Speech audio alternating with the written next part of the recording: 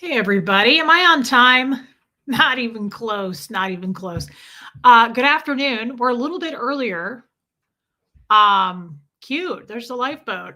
We're a little bit, hey, Casper. We're a little bit earlier. And by the way, let's just address the weirdness in the room. Let's get it out before we do anything else. Look, I realize that my hair is ridiculously large and there's nothing I can do about it. I tried to push it down. I guess I could pin it down. I don't know what to do. I don't know how to do hair and it shows. Now, I will say, I feel like I'm in an 80s video, which is not the worst thing. I mean, it could get a lot worse, but this isn't ideal. And I want to get that out there. I know you guys are all talking about it, and there's going to be probably plenty of talk about it on other platforms. And because why wouldn't there be? Honestly, people send me hate emails because my eyebrows are too light. Let's talk about that again. Okay. You can't see them because I am a blonde and there's nothing I can do about that. Of course, nobody complains about what's downstairs. And that's for another time. Thank you for being here. Hey, Alicia. Hey, Zoe, Rachel, Brock. I love that you're a regular over here, Brock. I have to say that. Viggy Cat's here. Thank you, Viggy Cat. Hey, Vixen. Dang, girl. Hey, Woofy. Sandy Scarrett. Welcome. Wasn't there like a half famous dude with that last name? He was like on 80s shows. Am I thinking of the right guy? Panda Kelly. Thank you, Arwa. Danny's here. Bobby Jean, welcome back. Look at that. Big Z, Monk Searcher. I think you're over on the lifeboat all the time. Guys, lifeboat people, I appreciate you being here. Dang, it's my girl. When I talked to you on FaceTime this morning, my hair didn't look like this, Ren. You're the only person that can attest to the fact. Tom Skerritt, that's right. He was like really low quality celeb. That's right. I remember that guy. Thank you, Miss Sunrise Dawn. It's your favorite color? Nice. It's hard to find this color. I've talked about it. It's like a cobalt. And if I find it, I get it. I found this at a thrift store. Tommy told us to come over. Well, isn't he a quick learner? He is trainable, you guys. And actually, that's not true at all. He doesn't listen to anything I say. He wasn't that bad. He was flying a plane or a helicopter in his movies. Okay. I didn't know he was actually made it to movie status. I thought he was just the dad in that 80s show. Joe Banks, welcome. Thank you, Renby. When we FaceTimed this morning, I thought, well, how am I going to do this today? My hair was bad, girl. I woke up with really bad hair. So I thought, well, curl it. And then now it's just your typical bird's nest. It's just your typical. There's nothing I can do about that. So we're going to let it go. Lovey Cats, welcome. And thank you so much, my brother, Johnny. I appreciate that. Gizmo was the truer star of our call. Before I get into this, I realize it's not a good time. We're going to do something serious in a minute. She rescued a French bulldog and his name's Gizmo. And I couldn't hardly listen to our conversation this morning. He is so cute. Also, we talked about moving to the same city. I think I picked a place. Ren B and I are going to move to Unindoctrinated. Tommy does not listen to me. I wasn't kidding. Unindoctrinated. We want to, hey, Anna Witt. I think I'm going to go to North Carolina. Now, I realize that's not a city, pretty sure. But I think one of the Carolinas feels right for me. Ren told me this morning that their winter is like 6 weeks long. That feels right for me. Katie Fulton, Debbie Zito's here. Oh, Susie Q, it is true. Unfortunately, it is. He hears and he takes it into consideration. That's as far as it goes. That's your Yorkie's name, Brock. That's adorable. Abigail, I thought about you today with my journal that you sent me, and I love it so much. North Carolina, Katie Fulton. I'm thinking about North Carolina. I'm thinking about it. When I can up and move, it may happen.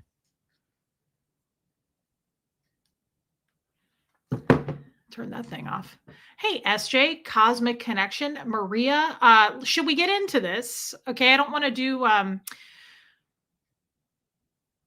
Once Will graduates, she's going back to North Carolina, and I thought about doing the same thing. Of course, I don't have any ties to North Carolina. I just think it sounds like a good time. Angie Mo, don't worry, girl. It won't be for a while. I don't have any money. Hey, Terry Morgan, moving I found is very expensive. We learned that in June. Hey, Mousy, Lacey Silver. I find that when I have a serious topic like the one we're going to tackle, if I do anything like such as talk about my hair, my sweater, moving, roll call, I get in trouble. I get yelled at by people. They're like, get to the point. I'm glad you're using it. Yes, he loves it, Abigail. He absolutely loves it.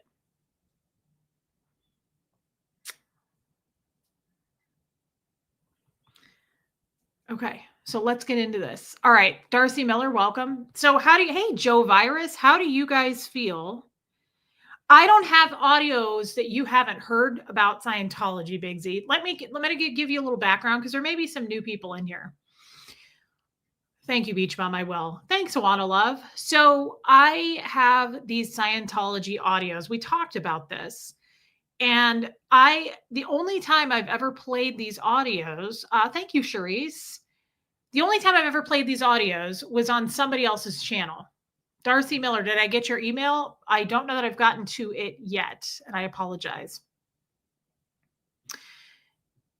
Jordan is new. Welcome, Jordan. I really appreciate you being here. I appreciate everybody being here. So I've got these Scientology, yes, Abigail. I've got these Scientology audios that I played on another channel. When was that, you guys? Thanks, Ree. It was a couple, Raymond. It was a couple of, it was a year and a half ago. I'm not sure.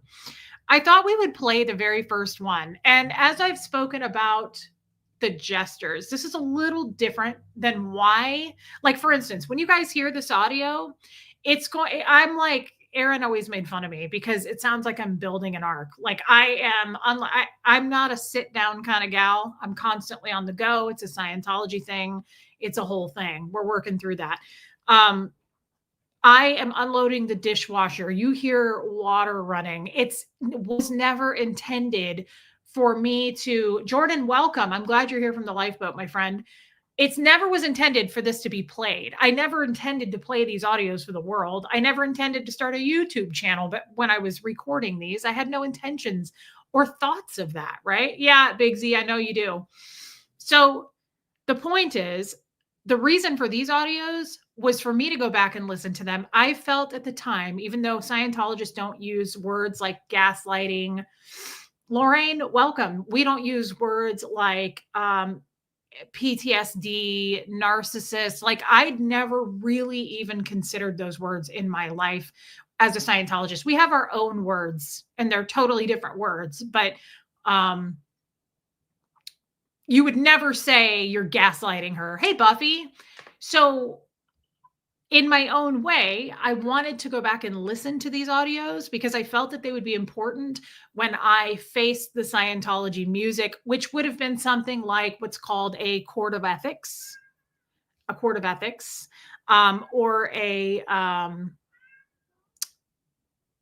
snooze, you lose, kid. I tried to let you in, girl. Court of ethics, a ComEv, which is higher than a court of ethics, which is a COMM. It's short for, thank you, Sassy Savage. It's short for Committee of Evidence. And it's where they put together evidence and you're in big, big trouble. Okay. So I've had a lot of that stuff. And I was trying to prepare myself for the amount of trouble. I was in trouble all the time in Scientology, but I wanted to record this. I wanted to make sure that I could go back and listen to what was said, because at this point, court of ethics, I've had a lot of court of ethics, SJ. It is serious. It's a big deal. You're in big trouble when you are brought a committee of evidence or a court of ethics is brought upon you. It's a big deal. So what am I trying to say? These stakes were the highest they'd ever been when I was found out talking to Aaron Smith-Levin, when Aaron doxed me. That's why I'm here. That's why you guys know me. Okay. Gina Corbett, welcome. You were in trouble? I don't believe that. Doesn't sound like my fiance. Hey, Laura DePreet. I've changed. Yeah. I'm retired, but no, I got in trouble all the time, babe. I got in trouble all the time. I wasn't a rule follower so much in Scientology. I was, but I wasn't. I don't know how to put it, but no, I got in trouble a lot. You know this. Um, Everything is serious in Scientology, Goosebump. What I'm trying to say, thank you, Lilac Lime. I want to preface this before I start this. I've said this 100 times. Hey, Sophia, I would have never come out. I would have never shared my Scientology story. I would have never, thank you, Anna, talked about this. Once it was found out on Aaron Smith Levin's channel, New Year's Eve, 2 years ago now, he accidentally, hey, Catherine B, flashed my name up on a screen. That's how quick it happened. I realize most of you know what I'm talking about, but for those that don't know, he accidentally flashed my name up on a screen. I was under the radar talking to him, and that was done. That was put a fork in it. It was over. I never spoke to my Scientology family again after he did that. Okay. No one even in my family called to say, yeah, that's how I got here, Buffy. I never knew Aaron showed your name on New Year's Eve. He did. He showed my name. That was a Saturday night. He called me Sunday morning and he said, hey, I need to tell you something. I accidentally did this. I immediately edited it out, but it did happen on a live. And he said, if Scientology's watching that closely, which I'm pretty sure they're not, you would have been caught. But he reassured me and he was like, it was straight away, Pam. It was immediately. It was like a light switch. Hey, Christy Covington. He convinced me. I mean, he didn't know either, guys. He wasn't trying to pull a fast one. He didn't know and I didn't know, but he was like, I'm pretty sure we're good. I'm pretty sure you're safe. Okay. And I said, okay. And at the time I looked at my husband, Aaron was on, yeah, Kim, Aaron was on speaker and I was standing there with my husband in front of me at the time. Welcome, Tara Glider. I love that. Oh, Gilder, not Glider. Welcome, girl. Yes, Kate Murphy. I looked at my husband and I said, I don't know what to think right now. My entire existence and identity was Scientology, right? So I was confused, but it was some weird, looking back on it now, perhaps it was divine, but I got a calmness about me where I should have been flipping out, right? I should have been losing my mind that I was about to lose everything, but I didn't. Hey, Allison. And I just thought, if this is how I go, this is how I go. But I also, it was 50-50. I thought, okay, if this is how it has to happen, this is how it has to happen. Now my guts were twisting, right? But at the same time, I was like, he's probably right, though. Nobody caught it. He edited it out. At that time, I didn't have a YouTube channel. I didn't know much about YouTube, right? I still don't watch YouTube, except for my guy and his brother, our famous Scoville boys. Hey, Sierra Terry. Hey, Jennifer Folsom. Hey, Chris 10M. I love you too, girl. So at the time, I just thought, it's probably okay. I convinced myself it's probably okay. Hey, Susan Miller. Thank you, Sammy. And thank you, Tony P. And I just thought, well, roll the dice. We'll see what happens. But I was more convinced thinking they won't find out, right? I'm dragging this out. Was it like walking on eggshells, making sure you didn't do or say the wrong thing?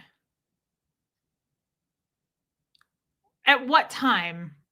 I don't know what you mean. At what time was what like walking on eggshells? At that point, I was exposed. There was no more walking on eggshells. I was either going to survive and be a Scientologist, or I was going to get declared. And being declared is where they just totally, you're just exiled. They just shut the door on you and they never speak to you again. And they just, what's called disconnection. Now I'm going to put the brakes on these audios on a few things, because when you hear some stuff, I may have to pause and explain to you. There's some Scientology lingo in it that you may not know. Someone in the chat, can't remember who gave you the Quiblets nickname. Quiblets. That's cute. I like that, Biggie Cat. Thanks, Janet Burns. So I'm going to give you the sequence of this. This is so he outed me New Year's Eve. Let me just see if I have the date on this. I want to say this was close to a week later. Okay, this was January 9th, 2023. I got a phone call. I had heard from nobody in Scientology. My family disappeared, everybody, after he did that on New Year's Eve. I still never heard from my family again, by the way. I have a longtime friend. Her name is Kathy Sullivan Otto. She's probably OT8 now. At the time here, she was OT7. Who knows, though, she might still be on 7, because some people are on 7 for 30 years, and you think I'm kidding. I'm not. Kathy, who is she's 12 years older than me. I've known her since I was born. This was one of my longtime closest friends in Scientology since I was born. And she is the sister of Dan O'Connor. Hey, Amanda dear.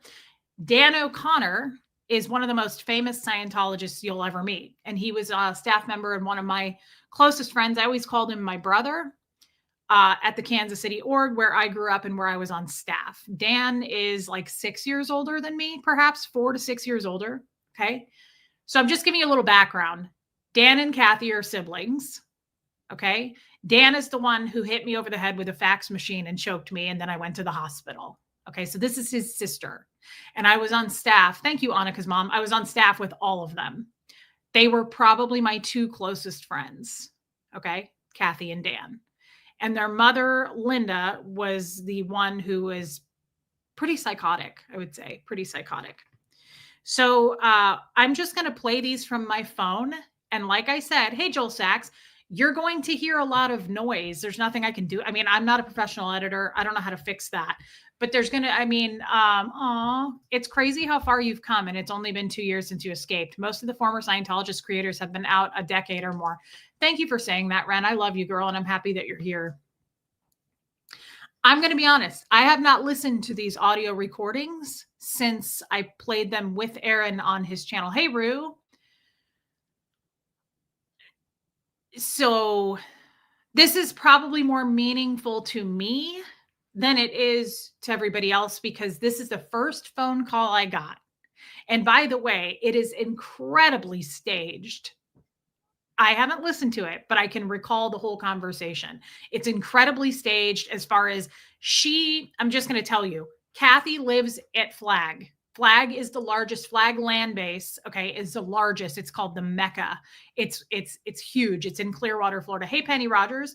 Kathy now lives in Florida. She lived in Kansas City, right? It's very clear, and I'm telling you this because I was a Scientologist. You may not know this. Hey, Itchy Thetans, it's very clear that she already knew. This was already drilled, what's called drilled. She literally sat down and somebody coached her with the questions, what she was going to say. This was all she was writing as I was talking.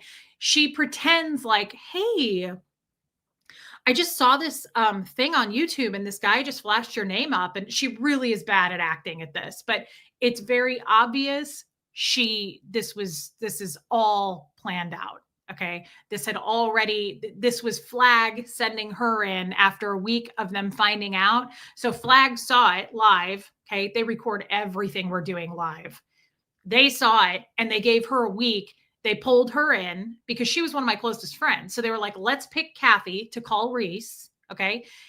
And drill her on what we're going to say. And let's get every piece of information, which we call data in Scientology, out, which I realize is a normal word, but we say data all the time. Like, give me the data. What's the data? That's just how we say it.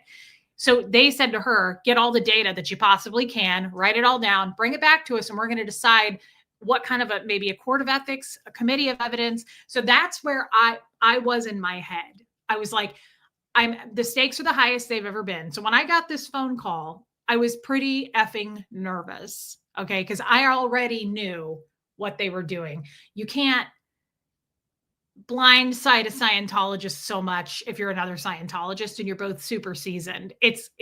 I know what you're doing. I worked in ethics. I knew what she was doing. I was well aware of how she was coming at me, at what angle and with what questions.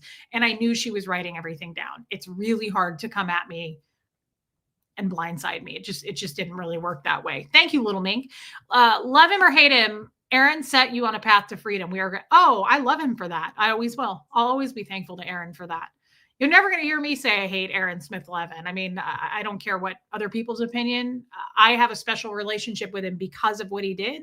Now I don't talk to him much anymore, but there's no animosity there. So I agree with you very much there, baby steps. He is the reason that I was set free from Scientology, and I'll never bash Aaron. Thank you for your super chat. All right. So I'm going to start these calls. And by the way, they are recorded in increments of close to 20 minutes, and I have 6 of them. Nice. Thank you for being here. I saw you over on Tommy's channel. Thank you for being here. That's very kind. I'm probably going to play 2 to 3 of these. We're going to have to break this up. Lori E says, question, did you ever have to question someone like Kathy did to you? Oh, yeah. Yeah, that's how I knew what she was doing. It's called an interrog. She was doing an interrog, which is short for interrogation. So yeah, absolutely. Yeah. Working in ethics and just also being in Scientology, I truly believe that's a little bit of as to why. Frenchie, welcome. I love that. Welcome to our community. And I love your dog. Did you see that, Renby? My God. Cute one. New subscriber. Look at these new people.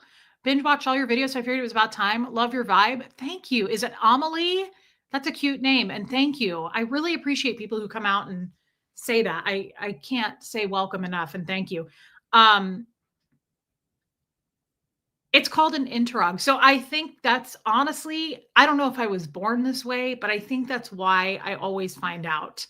I'm a bit of a sleuth. I'm not trying to say I'm better than other people at that, but it is a thing for me. Like if I feel like someone's lying and they're important to me, if you're not important to me, I don't wholly give a holy crap. But if you're in my life and you're important to me and I feel like you're lying, I'm going to dig. I'm going to dig until I find out. And I've done it to a lot of people. And I always 100% of the time I was right. So I don't know if that's, hey, time arc. I don't know if that's a side. Maria is new to the channel. Thank Tommy for me. Maria, thank you for being here, guys. Hit subscribe while you're in here. YouTube sometimes will unsubscribe you. You're super intuitive, True to It says. I don't know. Hey, Sarah Bell. I don't know what it is. And I don't know if it's Scientology training or, like I said, if I was born this way. But I definitely am always going to dig if I feel like I'm being lied to. And again, I haven't been wrong yet. So that's how we know about the jesters. So I'm probably going to play 2 to 3 of these, and then I will break it up and maybe do the other 3 tomorrow. It's long. Okay.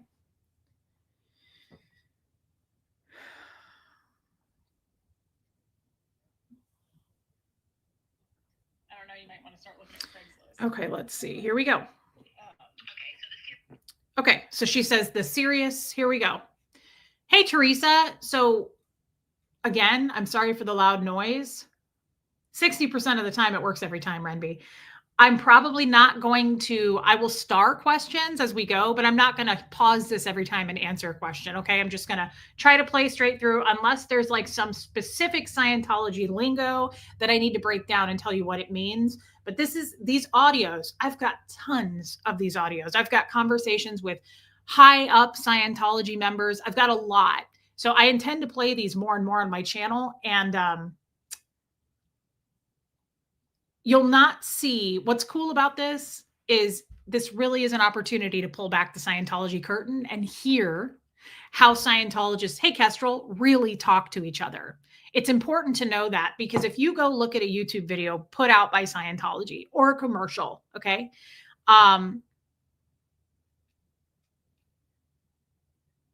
thank you, LK. If you go watch something put out by Scientology, they talk just like everybody else. And that's not how they talk. a seasoned Scientologist to another seasoned Scientologist is you'll never hear it. You won't hear that because they're pretty rough with each other. And we have our own terminology. We have our own nomenclature. Okay. So it's just very different. It's very different. And you'll hear that. Okay. Here we go. And I apologize for me unloading the dishwasher and all that, because if I'd have known I was going to play this for the world, I would have sat there in silence, but I didn't intend to. Am I not afraid they're going to come after me? They have come after me. I had countless private investigators sitting in front of my house for months. Thank you. Just so you know, I'm not worried about that. I'm not afraid. I have 2 colts coming after me. Here we go. Curious thing is that about a week ago, I came across a video of Aaron Smith-Levitt, who I knew from like 30 years ago, but I didn't know he was being a dick. Oh, yeah. And I started to watch it. Quickly, it was clear he was being a jerk, but I was kind of curious what he knew. And then in the background, he had... You just started watching him a week ago? Actually, it was just on YouTube, and I just ran into it, and I was like, what's Aaron doing on YouTube? What's his business nowadays? Because he used to flip houses, and I used to have a comm line with him. I am going to pause that because I forgot to tell you guys. This is where it's total lies. And again, I was an ethics officer. I know what she was doing. Bad acting. She knew Aaron Smith-Levitt had been declared way before this conversation. He had been making videos about Scientology way before this conversation. So for her to be like, so I clicked on it and I was like, I wonder what, because they knew each other. Kathy and Aaron were friends. Okay. So it's funny to me that she's like, I just clicked and I was like, I know he used to be a realtor, but I just wondered what he's up to. You don't wonder that when you're a Scientologist, when you've got a big time SP making videos, such as now myself, right? They don't not know what's going on. They know when we got declared. Everybody knows I've been declared. Okay. There's no way. When I walked in, what was it? 2-3 months ago, I walked into the Tampa org. How long were Aaron and I in there? I was in there maybe 2.5 minutes when security walked up to us and went, guys, you got to get out. You're trespassing and you can't be here. Like, our pictures are up at this point. They know who we are. Okay. So for her to play this off and go, I just wondered, like, I did. I got my haircut, alley-oop. It's bad acting. It's awful. It's worse than Keanu Reeves and The Devil's Advocate. If you know, you know. So I'm going to back that up 15 seconds. Okay. Here we go. Sorry, I stopped it. You just started watching him a week ago? Actually, it was just on YouTube, and I just ran into it, and I was like, what's Aaron doing on YouTube? What's his business nowadays? Because he used to flip houses, and I used to have a comm line with him, and I just was curious. Yeah, just popped up on my feed. Oh, okay. But in the background, there was a message from you. Yes, I was just going to say, I know Aaron. Oh, okay. My fault, guys. My fault. I'm so sorry. Okay, my phone screen was still on. We'll just turn it off. Man, I'm going to lose people. No one wants to listen to this. Listen to me. I did not mean to do that. I used to have a comm line with him. I'm not going to touch it. I just was curious. Yeah, just popped up on my feed. Oh, okay. But in the background, there was a message from you. Yes, I was just going to say, I know Aaron. I met him How do you know him? I met him through Brianna like 6 months ago. Oh, okay. Yeah. Well, I mean, obviously he's super against Scientology, not just like had a bad time. His heresy broken. Oh, yeah. I mean, so am I, but yeah, I get it. Like super against it? Pretty much. Yeah. I told Brenda all this like a month and a half ago. Yeah. I talked to Brenda. I meant to go see. I saw Lucas when he was born. I went to the hospital, and Brenda didn't get there for a day or two or something like that, and then I couldn't see her that week. Oh, I know why. Lily got strep throat. Oh, okay. Yeah, I told Brenda this. I want to say it was around Thanksgiving. So it had been coming, and I told her like a year ago, look, I have a conversation I want to have with you, but I don't want to have it while you're at Flag because I don't want to cause a problem. And then somehow it came up around Thanksgiving and she had the time to talk. And she was like, just tell me. And I was like, look, I didn't want to do this over the phone. But I had like a 2-hour conversation with her about how, yes, I am against Scientology. I gave her every reason why and why I'm upset. And so, yeah, I definitely have made that clear to her. Oh, and I also made it clear to the chaplain. She called me like some Sea Org lady, Sophia at the Kansas City Org. And I told her too that I'm very against Scientology. I mean, I know you're not a Scientologist, right? Like, the whole time I've been talking to you, I don't have a problem with whatever you choose. You know what I'm saying? But being against Scientology means something different to me. So I want to clear up what you're actually telling me. Because my heart is breaking while you're telling me this. Yeah, because you have to use the disconnection policy. I get it. No, because I would, whether it existed or not. Like, let's say I worked for an animal shelter and I was trying to save animals' lives. I just want to say, because it's kind of big. It's in the Scientology show that Leah Remini did. When asked about the disconnection policy, every Scientologist said it doesn't exist. It doesn't exist. Scientology put out a statement that it doesn't exist. The head organization of Scientology, which is probably COB, David Miscavige, put out a statement that it doesn't exist. So I want to make sure that that's known. She said whether it existed or not. So again, this is just behind the curtain stuff because you've got two Scientologists talking to each other and the trust is there, right? I don't love that. Like, listening to this makes me feel bad in some ways. I mean, it makes me I miss these people, right? Like, this was my family. And it's listening to her even so far, like, we were friends as far as friends could go. You can't have friendships in Scientology because you're constantly writing up your partner, your husband, your wife, your friend. You're constantly ratting on them. So it's conditional friendships, conditional love. But still, I'm going to back that up so that you can hear. She admits to the disconnection policy, which is pretty big because they deny it. Because my heart is breaking while you're telling me this. Yeah, because you have to use the disconnection policy. I get it. No, because I would, whether it existed or not. Like, let's say I worked for an animal shelter and I was trying to save animals' lives. And there was someone over there who was like, just put them to death. What's the big deal? You're wasting millions of dollars. You guys did this wrong and you did that wrong. And then I find out that you're a part of that. That's a different thing for me than you just being like, I'm ARC broken on how you guys handle the animals. That's a different thing. Well, how should I handle it if I have like a major upset? Dude, I'll help you. I'll do whatever I can to help you. I've loved you your whole life. I mean, 11, his goal is destruction. It's a different thing. He's not trying to make things better. Well, I don't disagree, but how are you going to help? I mean, Brenda it was the most weird talk with her. I actually recorded it because I wanted her to hear it again. Like, I went back and listened to it the other day and she just was like, And I was like, this isn't, I'm telling you something because I need you to know this. And you're the only person I know that's like close to me can talk to me about this. Jeff doesn't understand when I talk to him about it. He's not a Scientologist. Like, I have these upsets and I told her and she was like, okay. It was very like, I get it where Brenda is. She probably can't do a lot of helping. She's, I mean, she was probably shocked knowing Brenda, if I'm trying to be Brenda.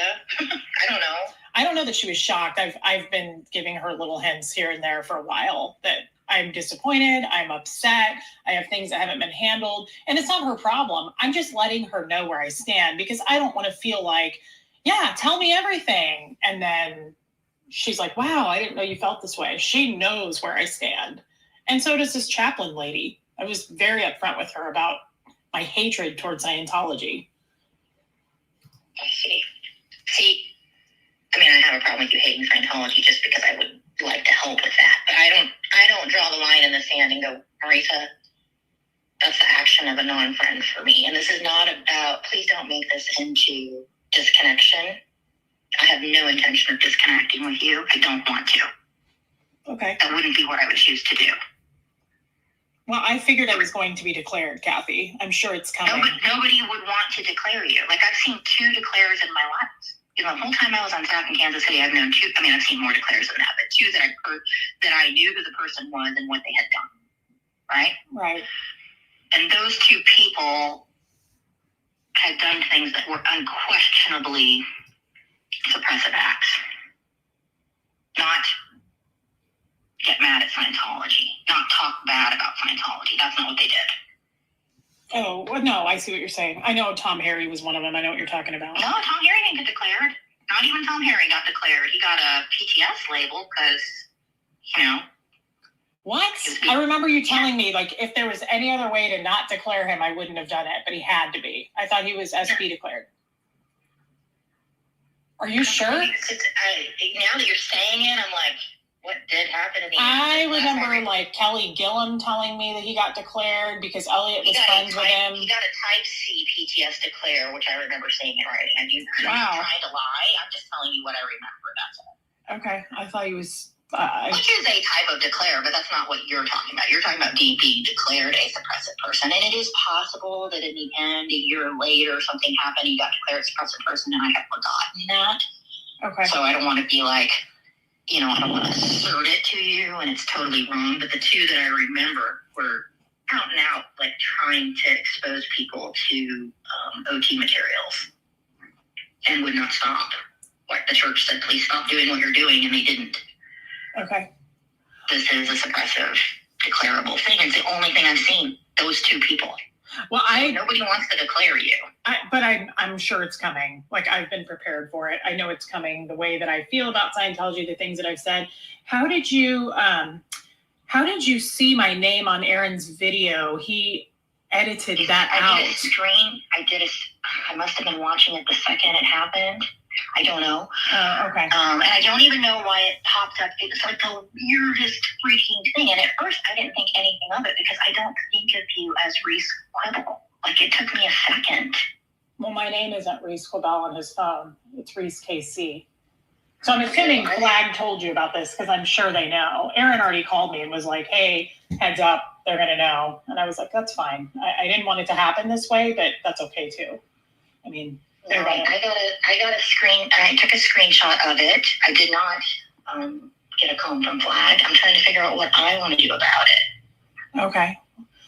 I have a deep hatred for Scientology. It is not a secret. I haven't put that on Facebook or something. I haven't told everybody.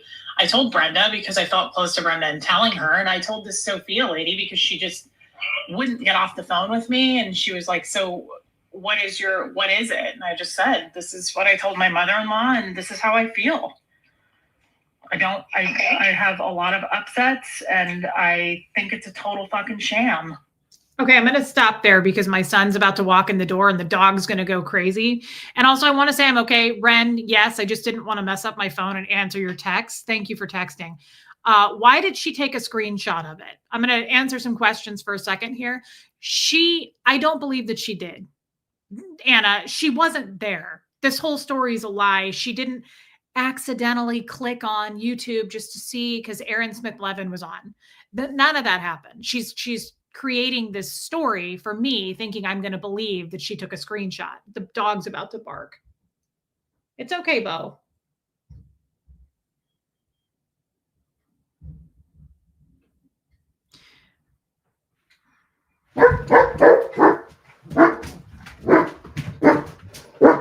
Hey, it's your baby. I agree, Buffy. Is that Winston? Hey, Rogue Hedgie. Bobo, come here and show us Winston. Oh, it's Winston. You brought Winston. Hi, Hux. Hey, Huxley, can you, if Kid cries at the door, will you let her in for me? Thank you. So I wanted to make that clear. And Sassy Savage, I love you too. Guys, I'm okay. I will be honest. This is heavy for me. I haven't listened to it in a year and a half. And it's a lot. It's raw. It's definitely bringing out some emotions for me, but I can handle it. I'm perfectly okay. I want you to know that. Thank you for checking though. Couple of things here. Is it hard to listen to because you haven't been? Yeah, I just answered that. And yes, Pam. What does declared mean? Declared is what happens in Scientology. It's done on goldenrod paper. It's very official, and it's called a suppressive person. SP declare. Okay, and what that means, L. Ron Hubbard very clearly states. Thank you, Tamber June.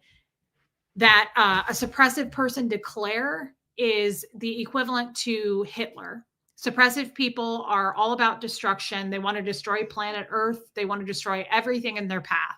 And so that's the definition of a suppressive person. That's in a nutshell. There's a lot more to it, but he equates us to Hitler. Okay.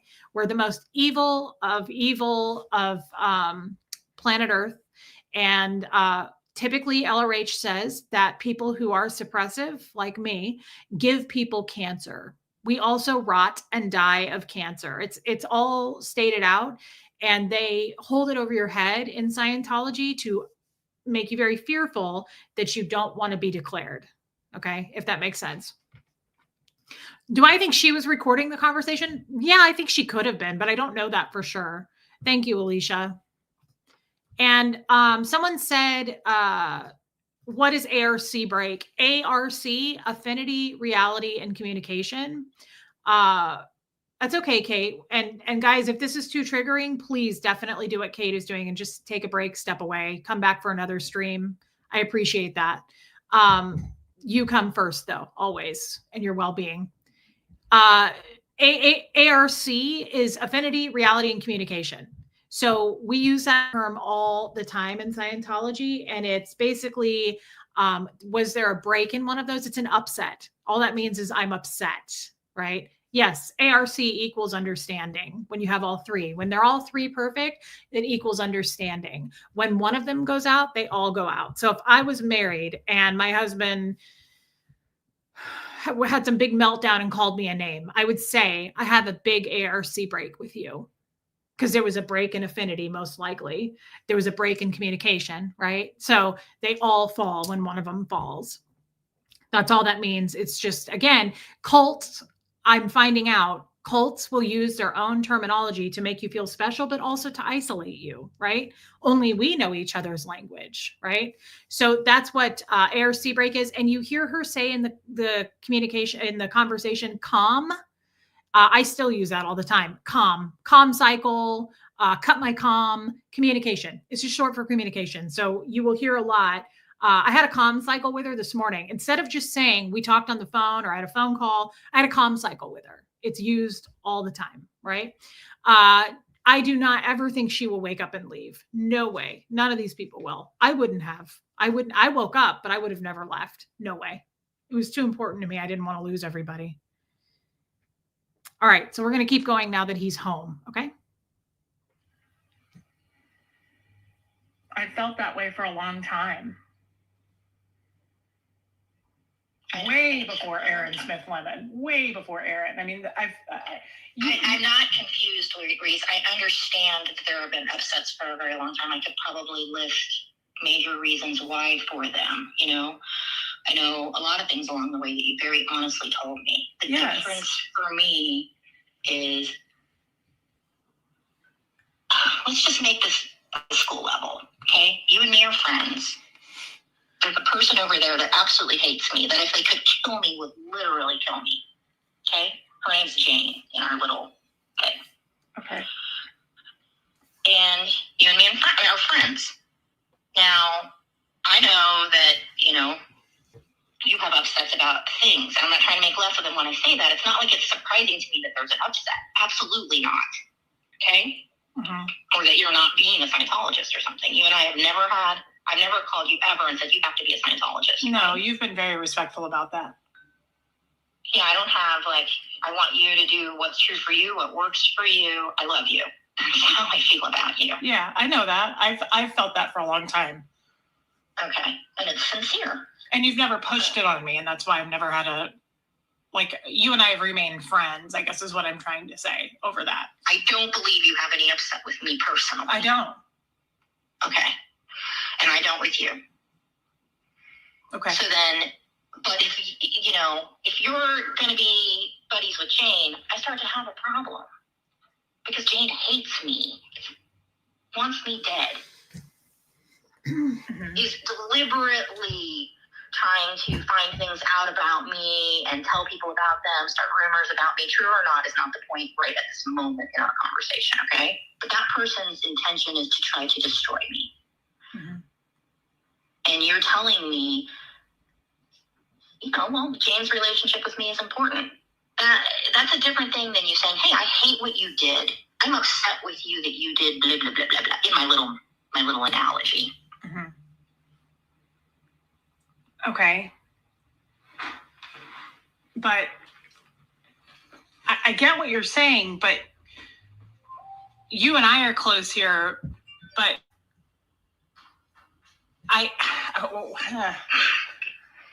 it doesn't make sense to me, your analogy. Entering a whole subject into it. But yeah. Like it's my life's work. You know what I mean? It's not like I was a staff member 5 years ago. We're talking about, I love my religion. And it's okay with me that you don't do it. I'm not trying to push it on you. It's okay with me that it's okay with you that I don't do it, but I also feel like there's this is what I was telling Brenda.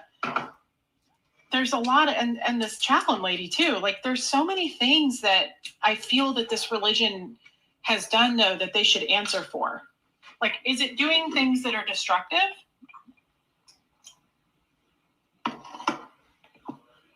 It did to me. I think that's rhetorical, yeah. Right? I was asking this chaplain more than Brenda actually this, because she was really getting into it with me. Not upset, but she was just wanting to play this game of bantering back and forth. And I was like, hey, you want to get down into the nitty gritty? We can. I was like, what about the abuses that happened? I was there. What about when it got physical? And I wrote reports when people told me to write reports and things never got handled, or people looked the other way on things, things like that. And she was like, well, I don't know. She was like, people make mistakes. I was like, well, that's not really a good enough answer for me if this is an elite group that is super ethical. I guess I want answers to things and there are no answers. So is it doing destructive things? I don't know. I feel like it did destructive things in my life. I can't speak for other people. But what about those things? Are you looking for reparations? Are you with the Church of Scientology? Well, that's what she asked me. Yeah, she said, what do you want? Do you want people to go to jail? And I said, no, I don't want people to go to jail, but I do want things to be answered for within the church. Like my dad, for instance, this big pink elephant in the room. I've written so many reports and been told to do that, and I don't feel like anything has come of it.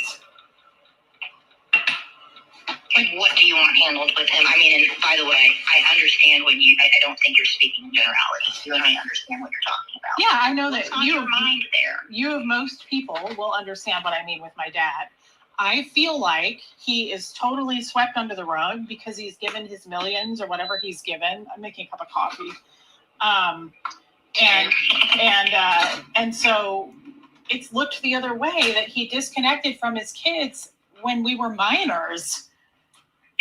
I literally was at the org. He walked down the stairs and said, don't ever call me again. I'm not your father, and find your own fucking financial way. And remember, I went into a hospital and had 2 surgeries a day later. I was pissing blood.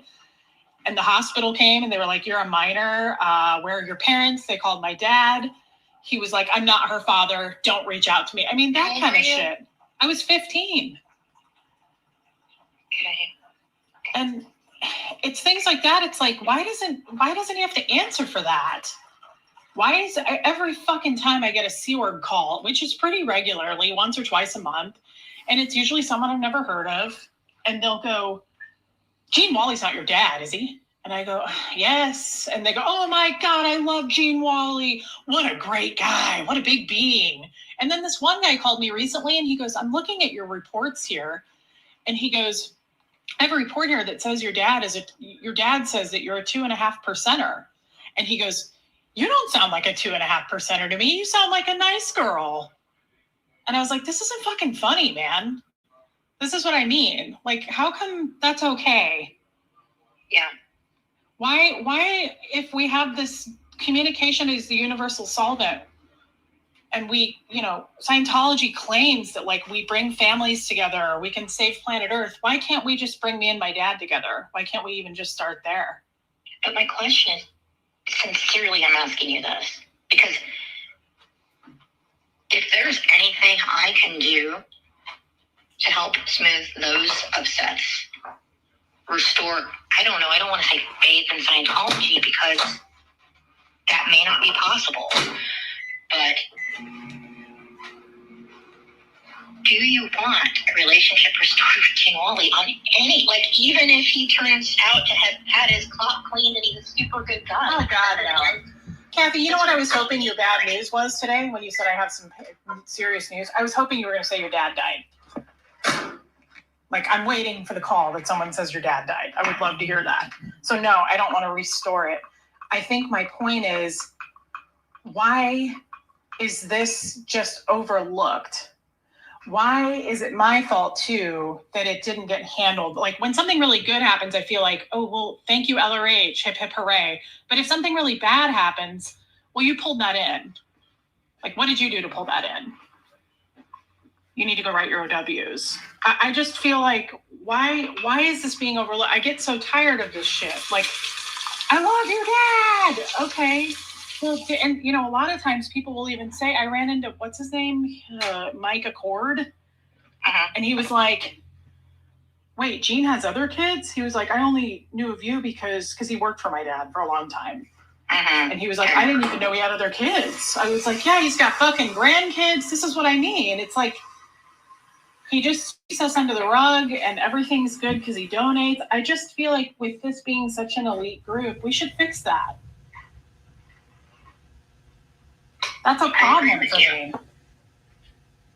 I think my dad's a fucking criminal. I'm trying to think what can be done to fix it, to keep you from being like, okay, in order for me to fix this, I have to be like destructive, a complete attacker. Yeah.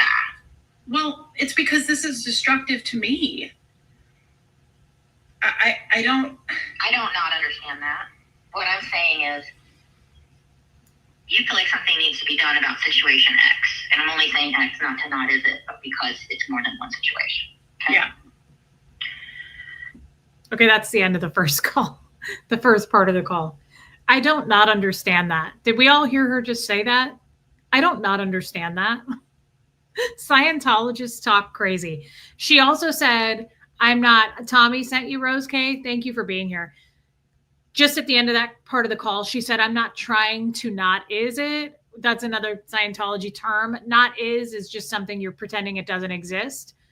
As is looking at something for the truth of what it is, and then it's supposed to go away. So it was just funny that she said, I don't not understand that. I'm not trying to not is it. It's just, I haven't talked like that in a long time. I don't not understand. Let's all try to use that once a day for the next week. For 2025, let's confuse people out in the world in public and go, I don't not understand that. Okay, so I'm going to go into the next part. And I was going to say, if there's any questions, do you know Rebecca Minkoff on Real Housewives? Susan reminds me of her. I know I don't watch Real Housewives. I know who Rebecca Minkoff is. She is a clothing handbag designer. She is a big time Scientologist, which is well known. But yeah.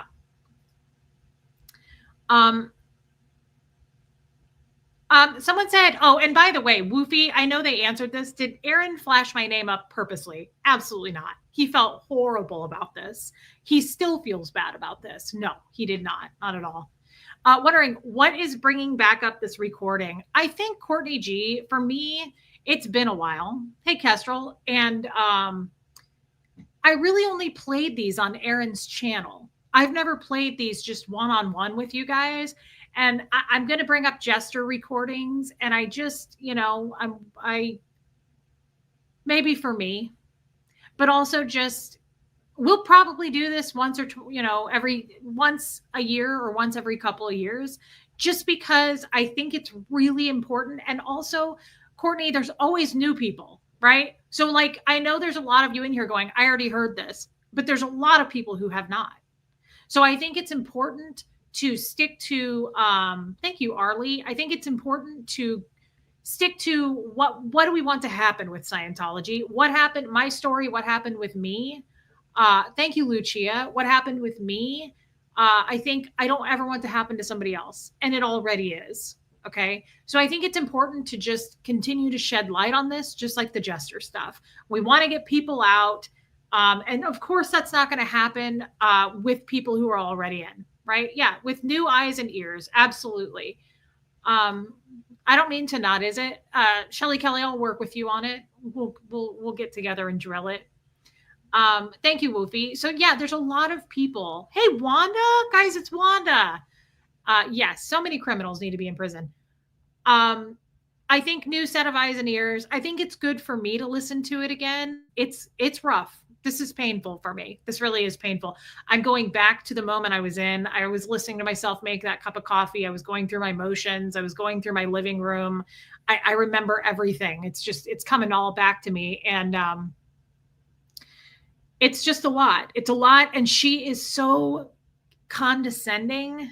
Everybody can smell that from here, right? I mean, she's incredibly 1-1, which is in Scientology speak for passive aggressive, super condescending. It's just, she can't even hide it.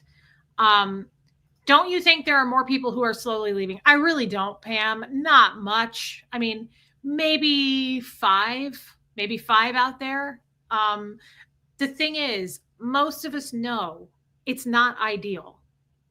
Okay. Thank you, Brock. But here's the thing. Hey, Teresa Devers. Once you're that rooted in, I was born into it. I had been in it for 38 years.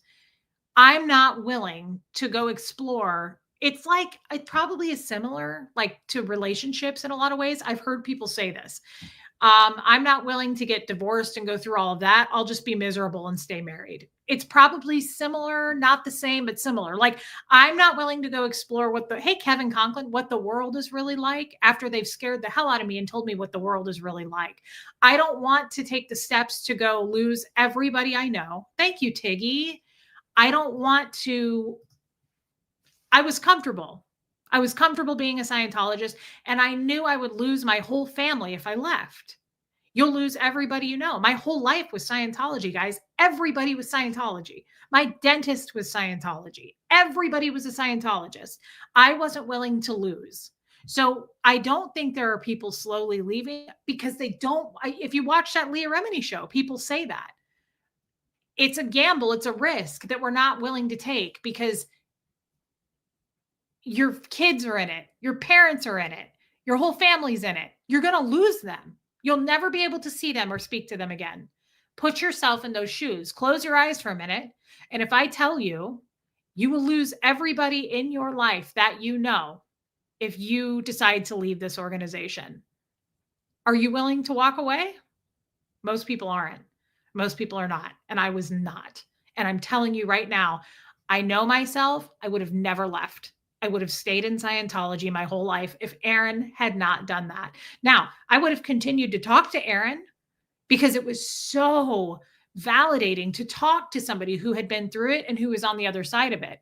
Being on the SBTV Foundation board, I was talking to people who were exactly me. I still am. There's still a gentleman that I'm talking to. And it's so validating for us to talk to each other because he feels so safe talking to me because I've gone through it to the other side and I'm on the other side going, it's safe to come out. I promise, but I know you're scared. It's such a relationship. It's so wonderful. You have no idea. I can remember my whole conversation the day I talked to Aaron Smith-Levin and I was just like I felt so good to be able to talk to somebody and be safe enough to ask questions. Zinnias, I'm so sorry that you feel that way. You're always welcome here. I'm sorry. But I felt so comfortable and safe talking to him, and he had been through it. I could not walk in to a church of Scientology. I could not talk to my mother-in-law. I could not talk to Kathy. There's nowhere I could turn, right? There's nowhere I could turn to anyone within the organization, right? And say, hey, I got questions. I got problems with this. You can't do that. You'll get in huge trouble. So my safe space was Aaron, right? He could talk to me and I knew he wasn't going to rat me out. What about Huxley? Do you think he, as he aged, would have stayed? Absolutely. ASAP Lizzie. Yeah, they were grooming Huxley for sure to become a Scientologist. And I was doing everything I could to not make him a Scientologist. And all of this, Aaron changed my whole life for the better. I've said this, if I were to die sometime soon, okay, it would be okay because I would know that my son is not going to end up in the hands of Scientology. My biggest fear was that my kid was going to become a Scientologist and go into the Sea Org and I would never see him again. Right? Zinnia, it sounds like hiding you was a mistake. You were unhidden. So that's good to know. Thank you, mods. Aaron, the guy with D Savage. I don't know what that means. The guy that said things about Mike Render. Yeah, Aaron's got a large channel called Growing Up in Scientology. That's the guy I'm talking about. How does Huxley feel now that he's out, Woofy? He's great, but we lost our whole family, right? So his grandparents, my in-laws, were my closest relationships to anything I'd ever had, right? They were like my own parents, only I was closer to them. And they were super close to Huxley. And they walked away. I've never spoken to them again. They never said goodbye to me. Hi, Nancy Stitch. And I'm happy to see you. I love doing an earlier live so you can be here. Pamela, how am I today? I'm much better. I'm super happy, but I am still shaken up about it. I mean, it's still weird to go back and listen to these people's voices that I knew my whole life that I don't know now, right? I don't know them anymore and I'll never know them. I won't know if they're dead one day, right? So I miss these people and I feel like crying because as great as this turned out, it still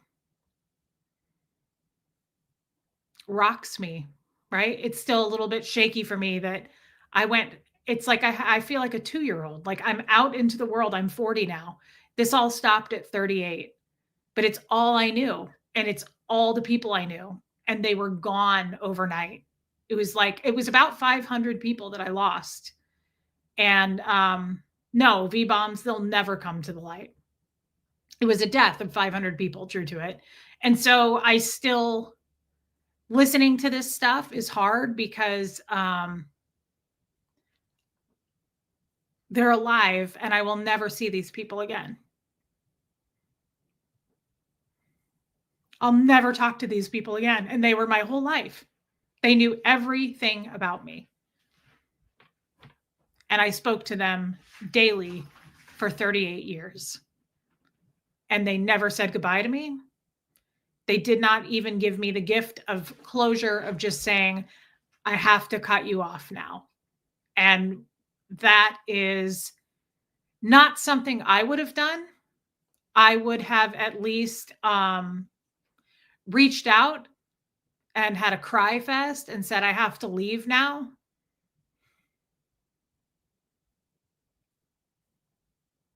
And I wish they would have done me that service and just said goodbye to me.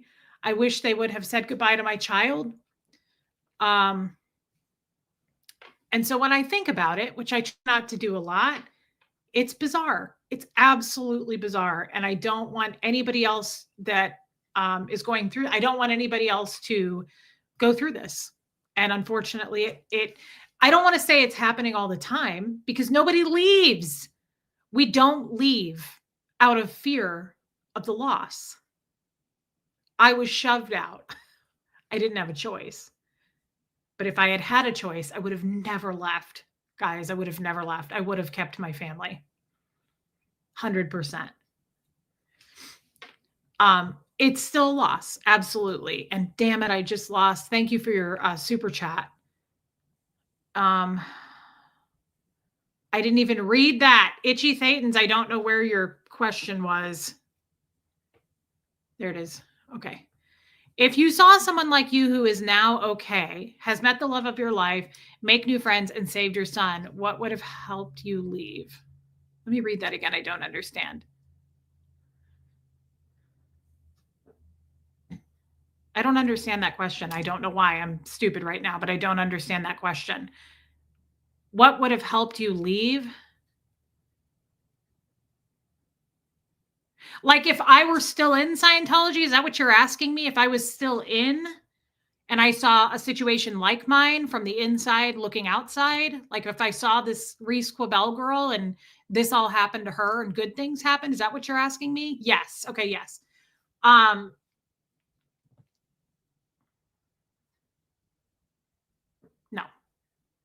it would not have helped me leave. We are very firm in where we stand. Scientologists are put through so much agony. No way. I would not have watched some. I mean, that's the whole reason I didn't watch the Scientology show, the Leah Remini show, right? Because so many people told me to watch that for years. And they were like, you might want to see this. There's a lot of stories. And I always said, I was like, why? So I can watch a bunch of crybaby drama victims. Like that's how we're trained in Scientology. We're very cold. Thank you, Carrie L. We're very hardcore. So to see somebody find happiness is not what we're seeking anyway. I would have gone, good for that girl. I don't care. I'm not leaving. I'm not leaving my family. No way. I will stay here miserable. That's how I would have thought. And we're trained to feel that way. Like we don't really have, you're not happy as a Scientologist. No way. And I say trained. We are trained. We are programmed to be desensitized to the world. We are programmed. I started getting training at the age of 4. Hardcore bull baiting. Thousands of hours of it, right? Like just to train and program the emotion out of you. And so to see someone happy wouldn't have enticed me or motivated me to go, yeah, I want to leave now because that girl's happy. No way. Wouldn't have been worth it to me. What do I do to relax? And my mom was in Scientology, yes, till 1991. She got out way before I did. Hey, Claire is red. What do I do to relax, guys? YouTube. I don't know that I have relaxed. I was thinking about that when I went to the doctor yesterday. I still think I would consider myself very high strung, and I'm probably more depressed than I'm willing to admit to, because you don't admit to that as a Scientologist. And I think I probably do have, I'm not even going to go into it because I'll start crying. I think that I am not as happy as I could have been in my life. And I think that I go through a lot of probably abnormal emotions, and I don't give it enough credit, and I don't give it any attention. I ignore it like a Scientologist would. My ex-husband was not in Scientology. No. Did you still get to have a childhood in between all the training? Absolutely not. Children are not children in Scientology. They are called small, big beings in small bodies. So no, we are trained from the second we can start talking, we start getting training and to become hardcore Scientologists. No, we didn't do Christmas. My mom left when I was 6. We were punished a lot. Absolutely not. No. You don't get toys, none of that. Thanks for playing these again. You're a rock star and it's not just the hair. Love you. I love you too, Tony. And thank you for your super chat, babe.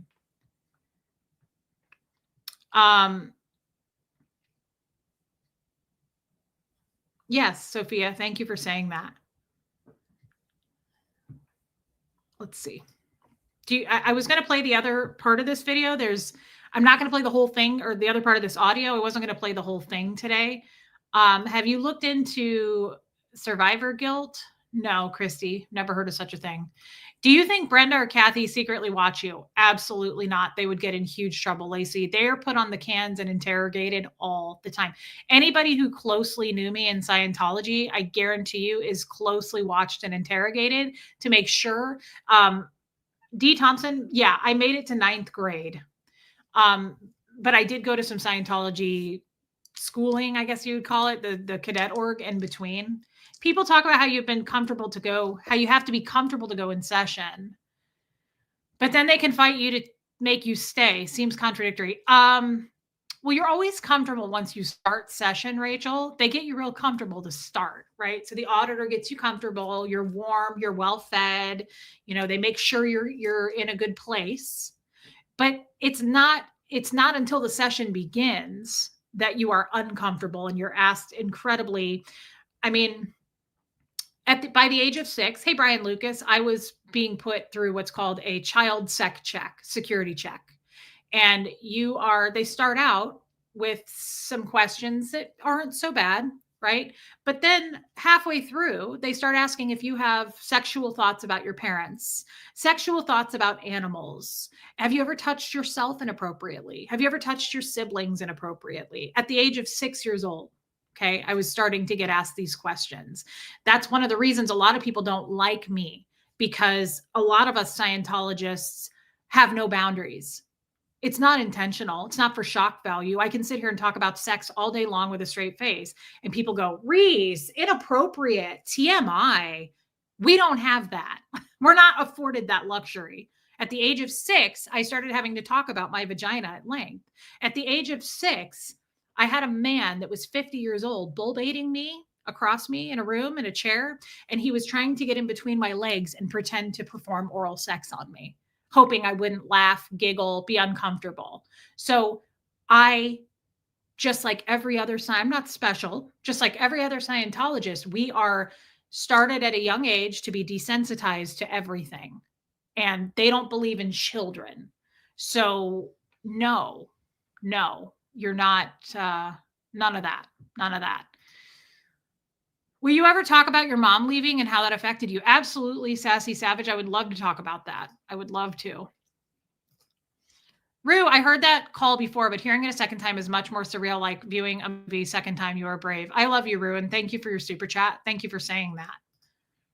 Do the cans actually work? I mean, it's a lie detector test, so it works on my end. It scares the holy crap out of us. They find out, I promise. You don't get to hide anything.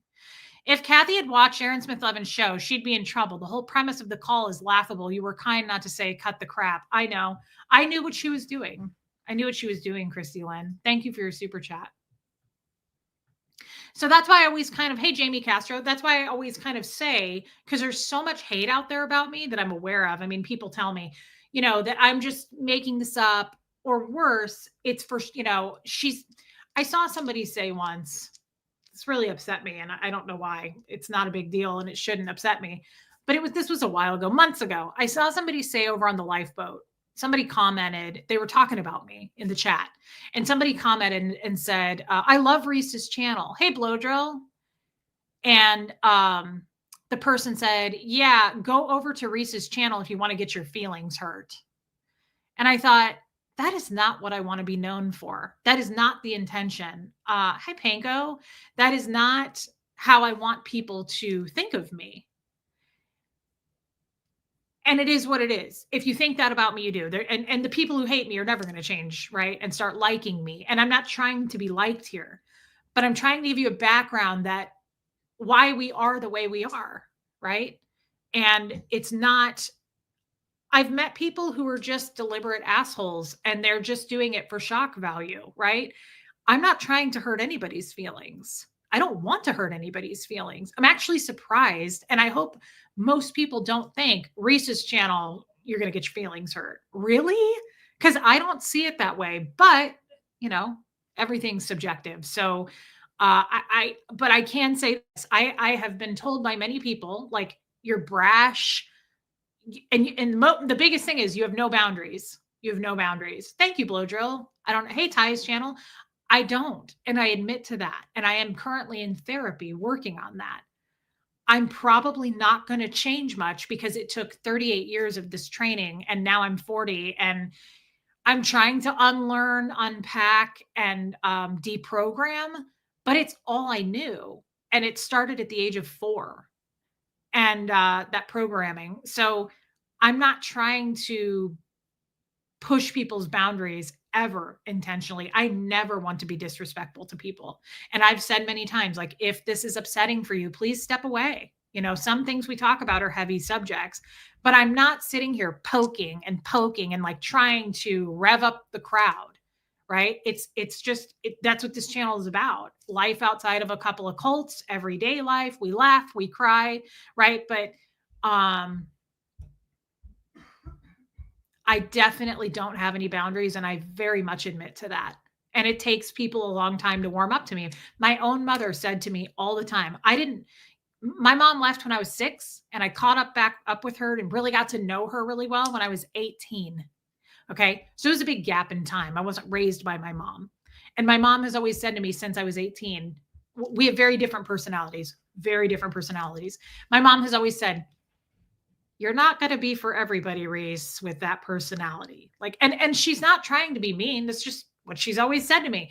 But she's always said, like, you're going to rub people the wrong way in life. Like, your personality is not going to be for everybody. She's always said that.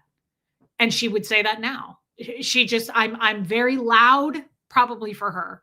You know, I talk about subjects that are not comfortable for everybody, right? And I do that here on YouTube, and I've got people who love me and I've got people who fucking hate me for that, right? There's entire channels set up to my demise that people who literally hope I'll get hit by a car and be paralyzed, right? There are people out there that don't know me. Oh, ow, sorry. 40. It's starting to feel it. There's people out there that don't know me that literally like want to write my obituary. So I get it. And I appreciate everybody who loves me because it's not intentional. It's not meant to be. I don't think I'm going to change, though, is the point. I don't see myself quieting down. Like, it's who I am. Do I think Scientology is worse than the Jesters? Absolutely not. I think the Jesters are worse than Scientology. I would say that any day. The Jesters nearly broke me. Scientology, I could go back to tomorrow. So no, absolutely not. Susie, CJ, thank you for becoming a member, my friend. Reese, you say you don't have boundaries, but I do see you respect the boundaries that others clearly and calmly request of you. That is a hell of a lot more functional and kind than you realize. Teresa, I appreciate that, but I have people reach out to me privately all the time saying, I hate you for this. I hate you for that. I used to like you, but you crossed boundaries here, and I wish you wouldn't do it. I just can't hopscotch back and forth on what people want me to do, what they don't want me to do. I feel like I'm just this dancing circus animal, and I just can't do that anymore. I learned that like a year ago. I got way too much of people's views. It's like restaurant reviews, you know, like I just couldn't take it anymore. If you hate the restaurant, just don't go back. Just don't go back. You don't need to write a 17-page letter about why your steak was not well done, you know? Why change? I'm newish. You come across humble and kind. That's what matters. We all have experiences and can come through something better. That's a journey. Thank you for saying that. And I'm not going to change. That's what I'm saying. I can't. I'm trying to change. I don't want to be so rough.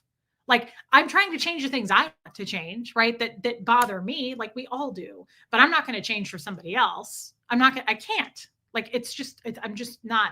You guys would notice it right away, right? What percentage of Scientologists do you think are Masons and or Jesters? 0. I don't think there are any.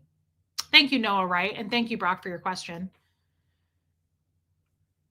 I mean, I learned that about YouTube a long time ago, especially as many people that hate me. It's wild how many people hate me. It's kind of unbelievable, but thank you, Debbie Zito. It's just comes with the territory at this point. And I'm not going to, Scientology didn't break me and the Jesters didn't break me. Do you think that I'm going to get sad over somebody's email thinking they got one over on me, telling me how much they hate me? It's fucking laughable. It's kind of sad. I've been training for that my whole life. It doesn't make a dent.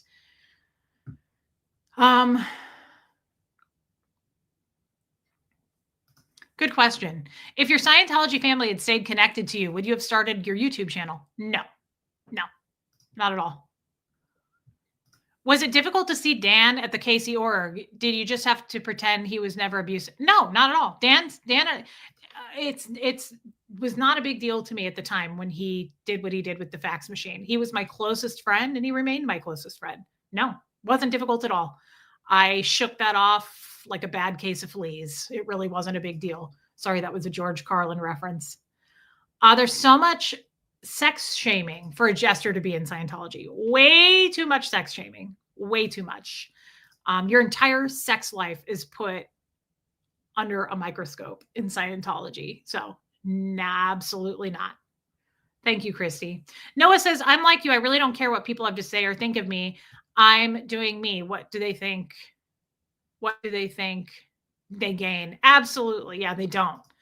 And I might crumble. Like, it could kill my self-esteem, but it doesn't because of where I came from. All of that training kind of keeps me pretty buttoned up as far as, I mean, if you're really close to me, you could hurt me. Sure. Absolutely. But if I don't know you and you go create a hate channel about me, well, I mean, what difference is that going to make in my life? Love you just the way you are. I love you, Liz Tricks. Thank you for your super chat and for saying that. Yeah, Panko, absolutely. Did I miss somebody's super chat? Because I really don't want to miss anybody's question or super chat. Should we play the other one or should we stop at that today? I don't want to, like, if people have places to be, I don't know. I get weird about time. I'm like, do you guys, are we good? Do we have appointments? Do we need to get going? It's weird because there's 742 people in here. Like, I'm going to know your freaking schedules. And my guess is if you have an appointment and you need to get going, you're just going to get going to your appointment. Whoa. Whoa. Okay, play it. All right, here we go.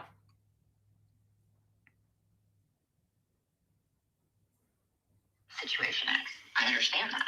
I would like to help you do something about Situation X so that you don't feel like the only thing you can do is this last. Don't you feel like what you're seeking or what you're starting to do? I don't know what you're doing exactly. I just know that one thing. For all I know, it's one message.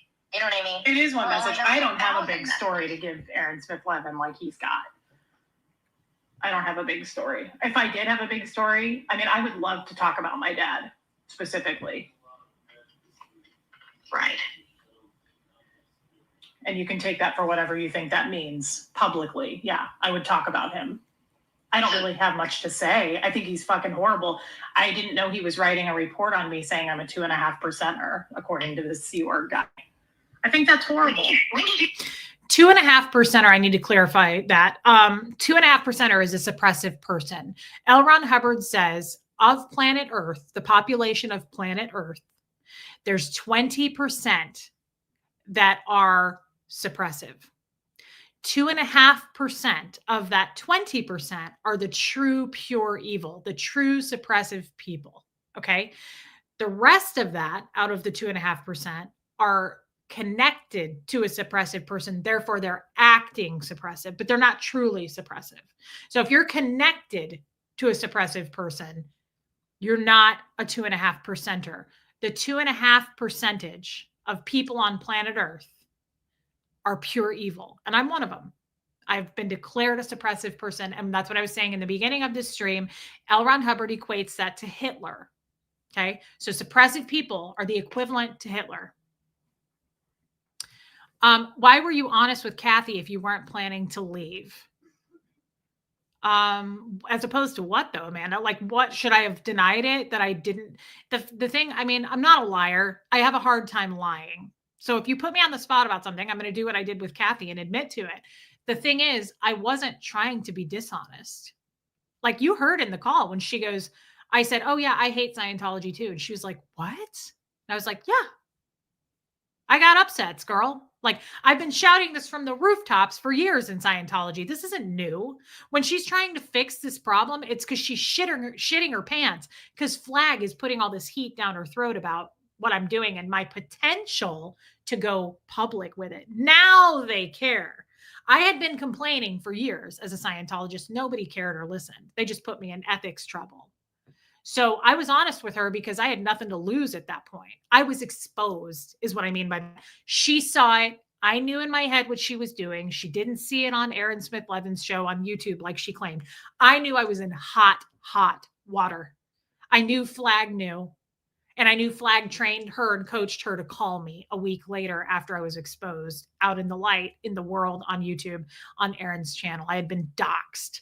So at this point, I thought, I don't have anything to lose. They know it was me. They know I'm talking to him, and I am fucked because I'm talking to a known suppressive person. Excuse my language. I'm cussing too much lately, and I'm going to try to tone that back.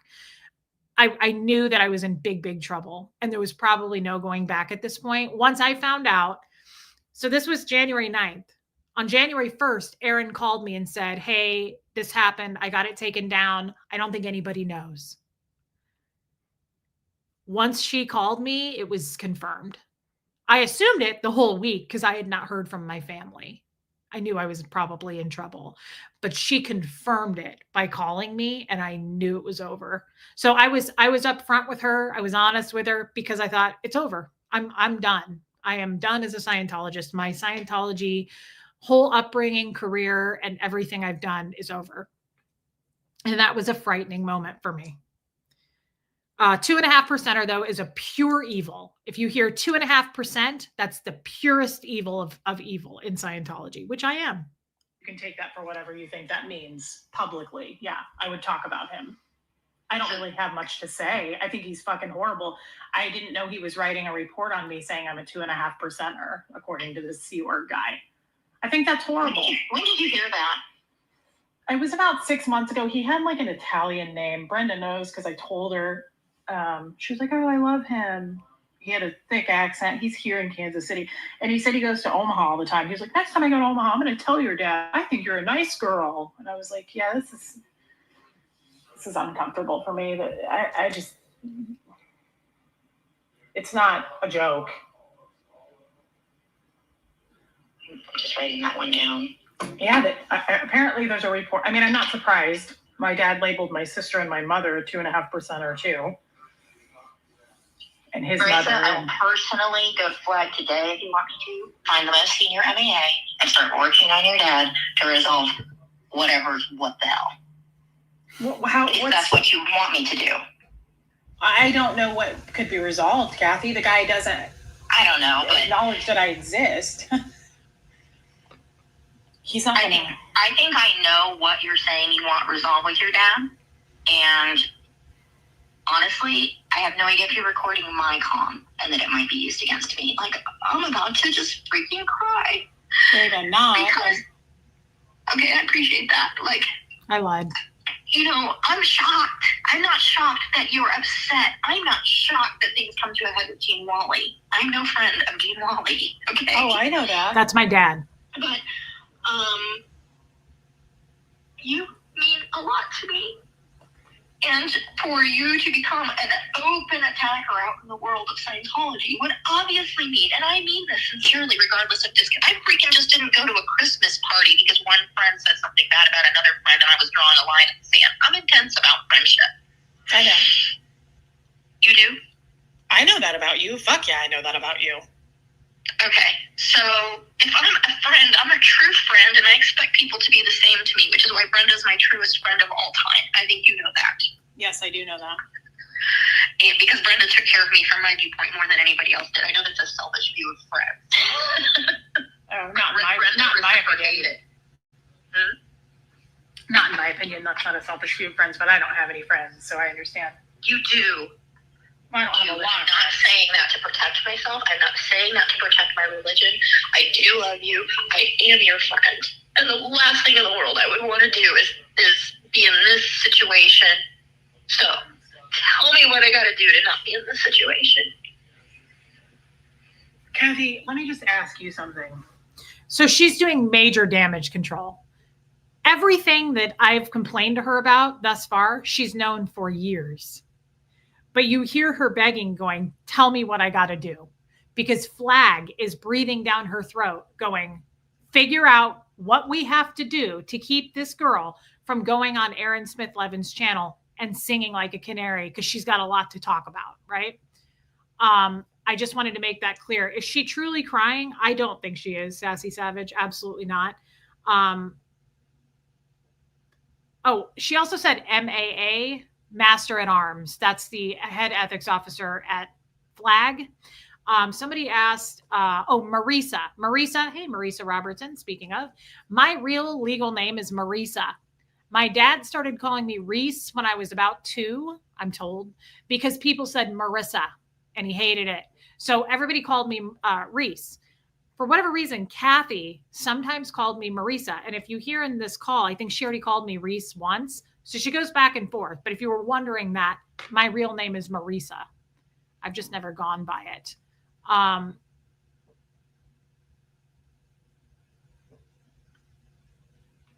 Yeah, Sassy Savage, I just answered that.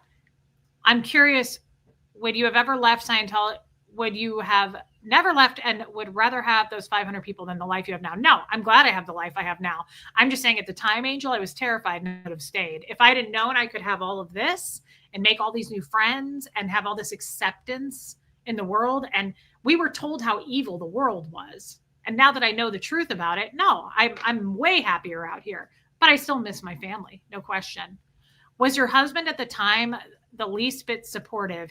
Did he assure you that things would be okay, or was he a jerk about it? He was an absolute jerk about it. Yeah. He was an absolute jerk about it. He never was supportive, I would say. Thank you, Christy Nicole.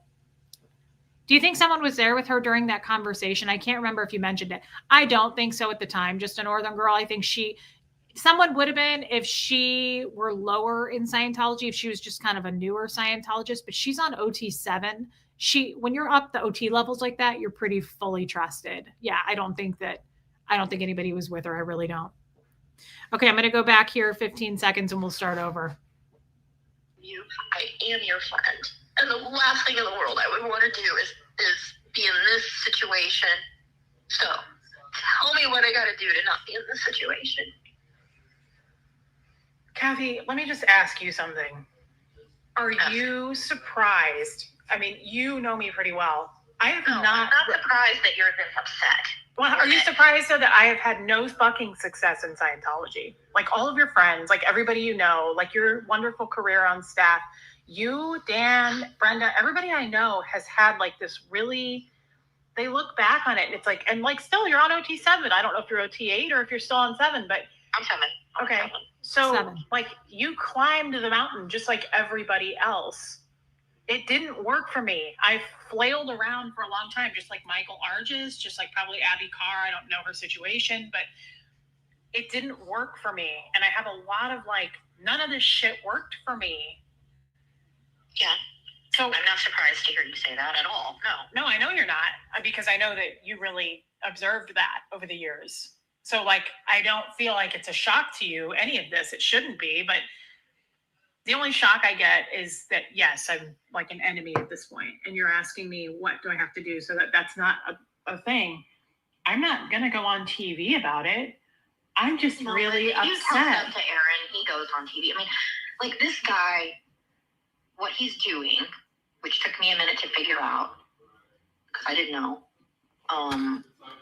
Apparently he's like becoming pretty big.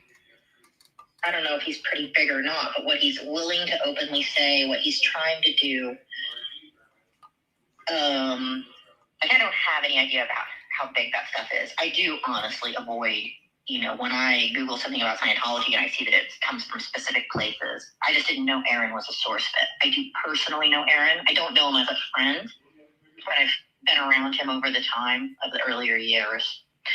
I didn't know him then. No. I think he's close to my age. Yeah, that's right. I would guess off the top of my head that he's about 6 years younger than me or 5 years younger than me. Okay. I don't know. Just looking at the guy, I'm guessing he's close to my age. When I trained with him, I was probably 21, and I think he was 14, 15, 16. Okay. Something like that. So,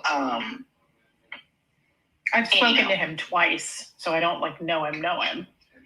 I've texted with him, but I mean, text messaging or speaking? Speaking. I've spoken to him on the phone twice in 6 months. Brianna introduced me to him. Yeah, you told me that. Yeah. I understand. I'm not surprised about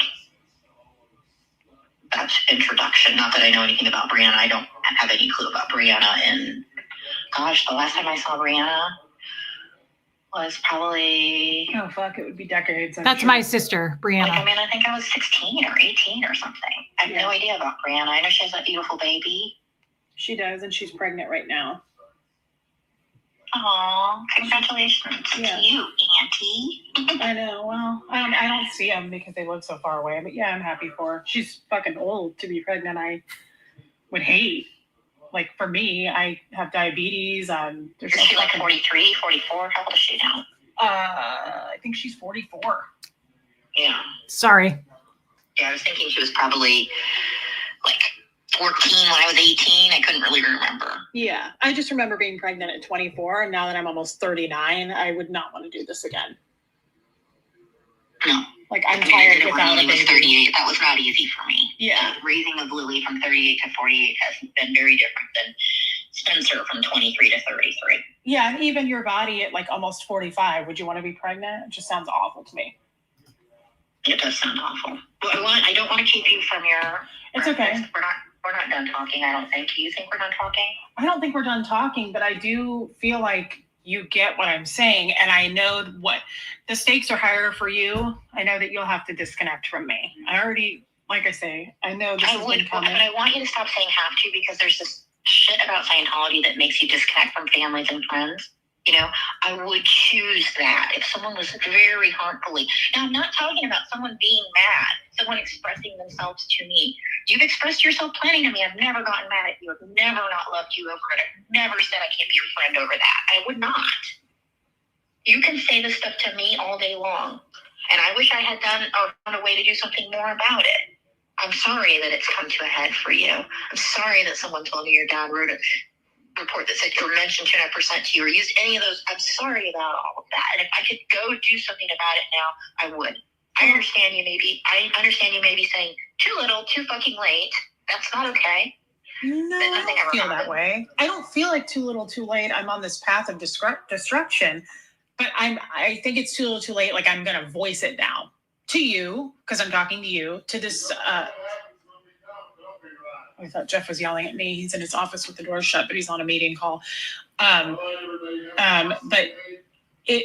it's not that I mean I'm going public or something. I just mean I'm not going to fucking be quiet about it anymore. That's what I mean when I said to Brenda, I was like, look, I didn't want to have this conversation. You're training. I didn't want to upset you. I wanted to do this in person, but this is how I feel. And that's what I mean by that. I'm just not going to be quiet about that anymore. I think Scientology is destructive to me. I believe it's destructive. It's not done a lot to help me. It's done more to harm me. That's how I feel. Okay. So I'm going to think about what I can do about it. I'm not doing anything else with it. I'm not talking to anyone else about it. I think people know, Kathy. I haven't heard from Brenda. Brenda tried to call me actually a week ago today. Today's Monday, right? Yeah, last Monday. I was vacuuming and it said Brenda missed call 8 minutes ago, and it was like 11:50 my time, which was weird because she's in bed by then. I forgot about that. And I called her back, no answer. I texted her and I said, was that an accident? Is everything okay?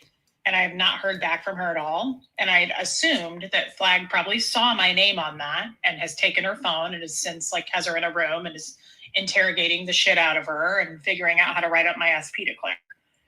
I'm sure you're not the only person that knows. Do you want me to find out? Do you want me to find out if Brenda is supposed to be not in communication with you and that Flag already has all this data? I just make one phone call. If you want me to find out, I'll find out. If you don't, I won't. I don't need to know. I mean, I'm sure I'll find out eventually, right? She'll just stop talking to me, or I'll get some kind of a letter of disconnection. No, disconnection. Yeah, I mean, disconnection would be more threatening that, but I don't know, actually.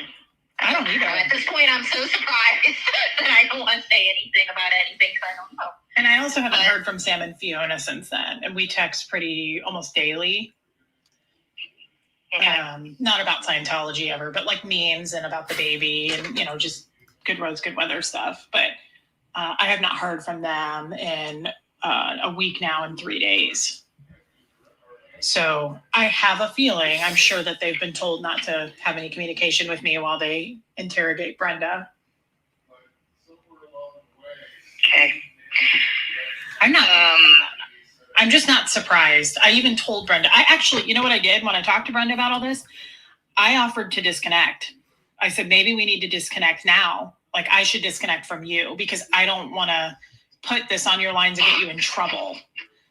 Like, it's coming is what I told her. I was like, it's, you know how I feel, my hatred toward it. I know the stakes. I just can't be quiet about it. I don't want her to know. I don't feel good about Brenda being like this, and this, and I have a win on this. And I don't want to talk about that stuff. I don't have those wins. Okay. And so I was upfront with her and I said, maybe we should just disconnect. And she was like, I don't want to do that. And I will say, I don't want to do that either. So what I want to do is come up with what we could do. If you don't want to talk about the topic, if that's the handling for you, I mean, that's not enough. I know that. But, you know, like, I want you to, and I don't expect you to just come out of that right now in thin air. Are you PTP'd about getting to a I'm not. I already texted her and told her I'm going to be running a little late. It's fine. Okay. It's not. PTP'd means present time problemed. So again, we have our own stupid little nomenclature. Instead of saying like, are you concerned about where you need to be? She said, are you PTP'd about where you have to go? Present time problem. Noah, you're killing me over that. The cellist was so loud, you guys. He was very loud. What kind of society that they have to interrogate their members? Absolutely. Okay, we're going to wrap this one up. There's a total of 6 of these. I was going to play 3 today and 3 tomorrow, but I don't know if we want to keep going. Again, I get weird about the time, and I don't have anywhere to be if you guys want to keep going. I'll finish this one up. There's 5 minutes left. Not that I don't want to talk about Scientology. Like, I have a lot of friends I feel like that I could call. Like, I love Arla. I'll always love Arla. I don't want to say a lot of friends. I have to be honest, I don't give a shit about like Cynthia Smith. I was never really friends with her. But I am worried if I actually get declared. Of course, I'm not being selfish here. Like, I've talked to Huxley about this thoroughly, that we may lose our relationship with Brenda and Doug. I also realize the stakes that Brenda and Doug will have to disconnect from Michael, their son. It scares me because I don't know what to do about that. Okay. So it's hard because I want to say what I want to say, but I also don't want to hurt anybody. This isn't to hurt anybody. Let me ask you this. If I'm your terminal, for you to say everything you want to say, and for you and me to go through and decide what can be done, should be done, and I would ask that you please be somewhat reasonable. I cannot wave a magic wand and make Gene Wally palatable to you, but maybe I could do something about something and you and I could think it up, okay? Mm-hmm. I would like you to think about what the destruction that you feel like has occurred, what could possibly be done to either acknowledge it or help sort it out. And I'm not at this moment, like, you know, of course I believe in Scientology. I love Scientology. It's helped me. I always want somebody to have, sorry, my mom's calling me. Let me just send her to voicemail. Okay. You know, I don't want to be like, I don't want you to do Scientology because you'd know that was bullshit. Of course. But my end goal at resolving and acknowledging it would be to record it, to help do whatever you and I could think of should be done about it. But if you're like, you need to hang Gene Wally by the testicles from the center of the highest bridge, I'm not going to be able to do that. So I'm asking you to be somewhat. I don't even wish for that on him. It's the org. It's the fact that I feel like it's swept under the rug. It's just okay. And I'm only talking about Gene Wally because that's a common thing I can talk about with you. I'm not even like, the other upset I have is with your fucking brother. I've said this for years, like this, your brother and I got into a really physical fight when I was on staff at 15. Actually, that's what kind of brought all this on. When my dad came and was like, fuck you, I don't want anything to do with you. And why don't I know this? I don't know that I ever told you. I figured you knew from Dan, but I got into a really physical fight with him in HCO. I fucked up and didn't send this telex properly, and I thought I did, and I fucking hated the telex thing, and Todd wasn't around anymore to do it. And I had to read the manual overnight and like learn it and do it the next day. I think Todd had left or something. It was like a real abrupt, I don't remember what happened to Todd, but remember he was the has. And he was. I stayed in calm all the way until. Well, he was no longer at the org to do the telex sending, and he did all the telex sending. And all of a sudden, within hours, it was like, you're going to be doing this. And I was like, oh my God. So I had to read the manual. Dan had this really important telex to be sent. I thought I sent it. Apparently I didn't. Like, I didn't do it right. And Dan came into HCO and flipped the fuck out. Like, I'll never forget this. He grabbed me by the throat and he started choking me. And then he picked up this, like, I don't know if it was a fax machine. It was like a very large, heavy object. And he hit me over the head with it. and I fell on the ground. He was on top of me, and your mom walked in and Liz walked in, and I was screaming. I'm sure that's why they walked in. And I went, help me! And he was choking me. And I was screaming, help me. And your mom looked at Liz. I'll never forget this. And she goes, look at her. She's fucking out to lunch. And nobody did anything. No one did anything. I was saying, help me, and no one did anything. So Dan got up off me. I was shaking. I was screaming. I slammed the door and locked it behind me. Remember how tiny HC I was? I called my dad. And I was like, I was like, I couldn't even talk. I was so fucking freaked out. And my dad was like, what? I can't understand you. And I was like, he hit me. I was like freaked the fuck out. And my dad, which this is so cool. I was like, oh, it's the last moment I really liked my dad. He goes, where are you? And I told him, and he said, stay locked in that room. I'll be there in 3 hours. I could feel my dad just like turning around wherever he was and heading to Kansas City. Wow. He came to Kansas City. I'm just going to tell you this, okay? He comes to Kansas City. He says, I'm there. I unlock the door. Okay, so that's the end of that one. I'll start the next one. Her brother is the one who did that to me. Yes. Crystal, I just wanted to say hi and sending you love and hugs, girl. And you know why. And we love your mother. I'm going to go into the next one, okay? Because I don't want to stop. We're going to continue this story. He comes up and he like inspects me. And he goes, where is Dan? And he went over to his office. Remember the old org? He went over to his office. I think it said CSing in progress. My dad like tried to open the door. Dan opens the door. And I was standing there. My dad got in Dan's face like within an inch. And he was like, Gene, calm down, Gene. And he was like trying to kind of reel him back. And my dad said, show me how you hit her. Hit me how you hit her. And he was like, I'm not going to do that. This is irrational. Like, calm down. He was like, no, show me how you hit her. I want to know exactly the motions. I want to know what you did to her. And Dan got out the ethics book in, I think, knowledge reports. And he was like, I want to show you what LRH says right here, how he gave a guy a black eye. And he was like, I was following policy. This is what it says. Like, this is what I did. And Maggie came in. I think someone probably went and got her. And got in between the two of them. And she was like, Gene, calm the fuck down. She was like, you don't know what's going on. She was like, tell your dad what you've been doing. Tell him why you pulled this all in and why this is your fault. Like, she was just really angry. And I was like, tell him what? And she was like, tell him that you have been a problem at this org. You've been sleeping with Shane. You're underage. She was like, you've been nothing but an ethics particle. Tell him. And I was like, okay. And see, I thought my dad knew I was sleeping with Shane. Like, we had gone up to Omaha.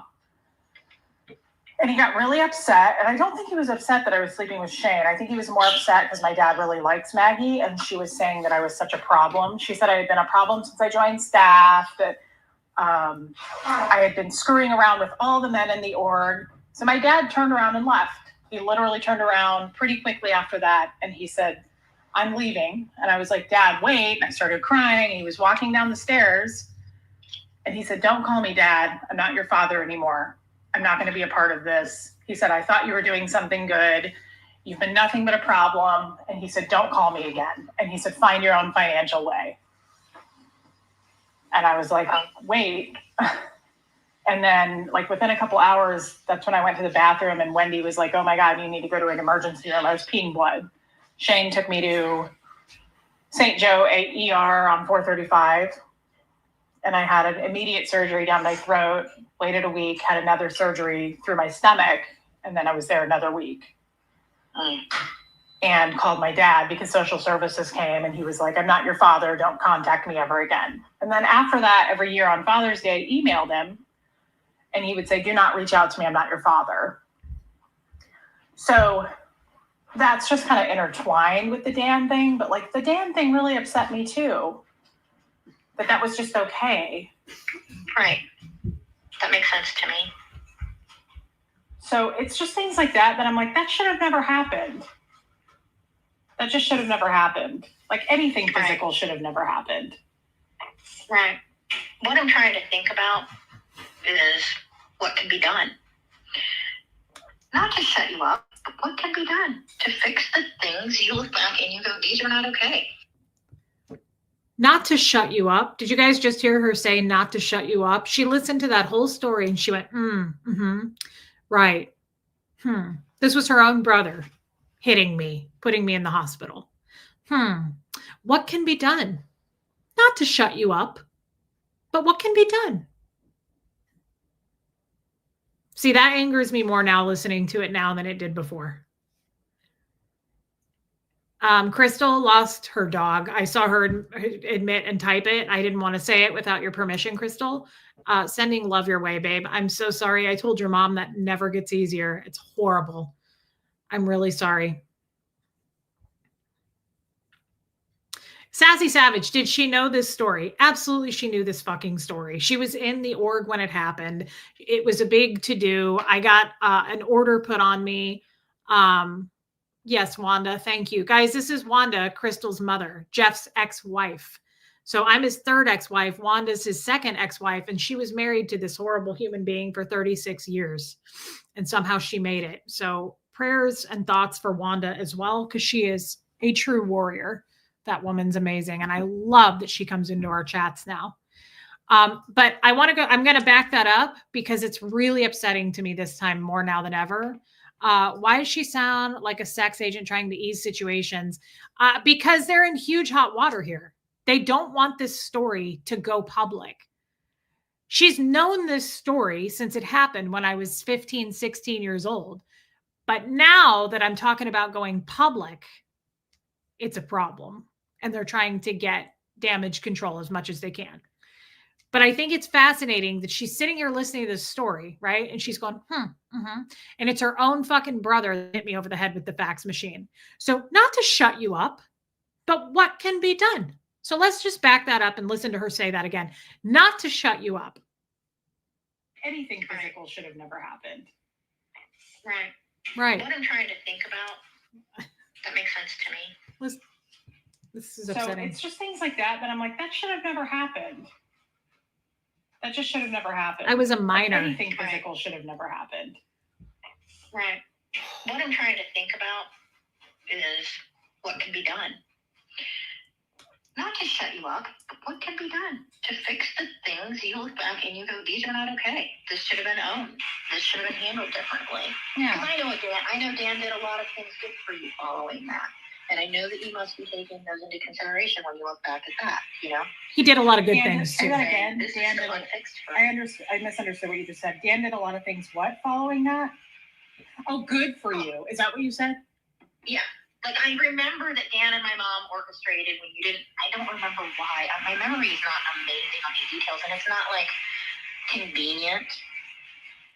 One time I remember holding a court of ethics on somebody, and I was like, I wouldn't have to give you this court of ethics if I just written a few KRs on this guy.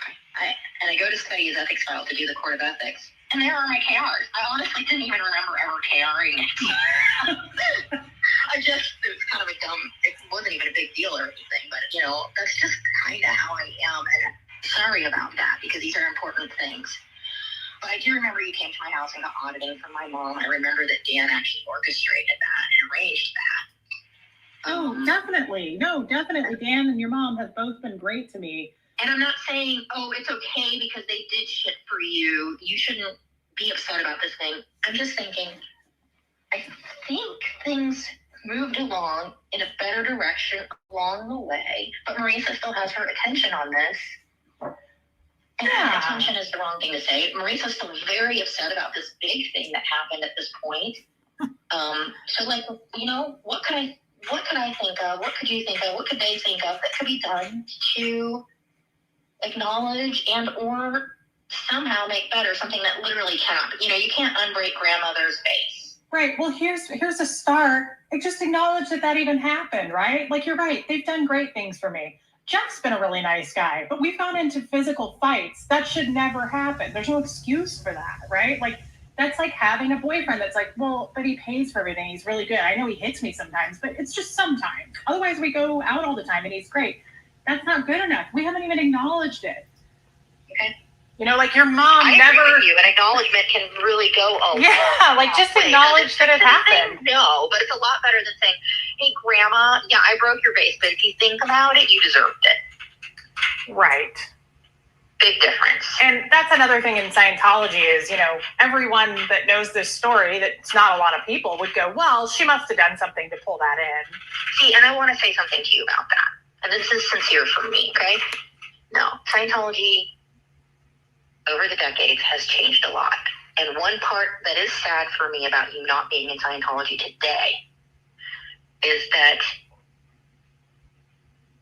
well, for example, I did lower conditions probably 10 times the first 2 years I was in Scientology. Do you want to know how many times I've done lower conditions in the last 20 years? Probably not very many. Ethics trouble. None. Zero? Yeah, I was going to say zero. That doesn't Not surprise me. because- You're Kathy you Otto. know, I've come a long way. I've come a long way from being the person who should do lower. At that time, there were at least a couple legitimate lower condition things back then, you know? Yeah. It doesn't surprise me, though. I mean, you're about very... me or Yeah, about you. You're very well known. You're on 7. That's what I mean. You climbed the mountain. Most people have. I think my dad's even clear. I didn't know that. I asked Brenda, and she's like, no, I would know that. And this Sea Org lady was like, he's clear. She goes, he did OT1 in 2015. I was like, that's it? And she goes, that's all I show. I was like, no, he didn't. That's out pointy. No one does OT. That's what I But said. anyway, I was like, no. And she goes, oh, I got it I wrong. can find out all these things for you. Here's what I'm going to recommend to you, and I want you to think it over. You do not have to say yes to me right now, okay? Mm-hmm. And I don't want you to just do it. I want you to just think about it within your own integrity, okay?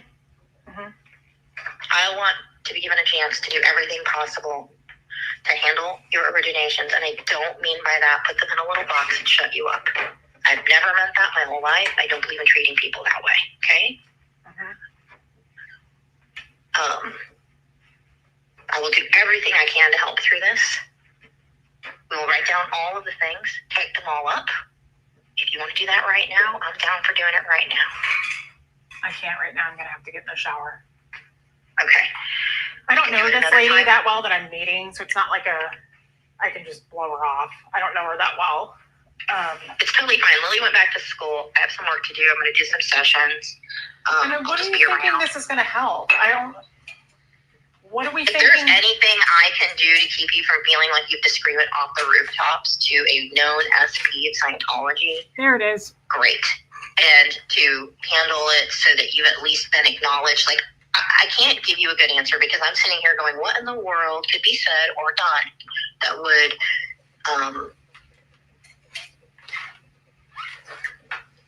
make it so that these feels understood and that improvement would be made from the viewpoint of the Church of Scientology regarding Scientology, you know, so that you're not like,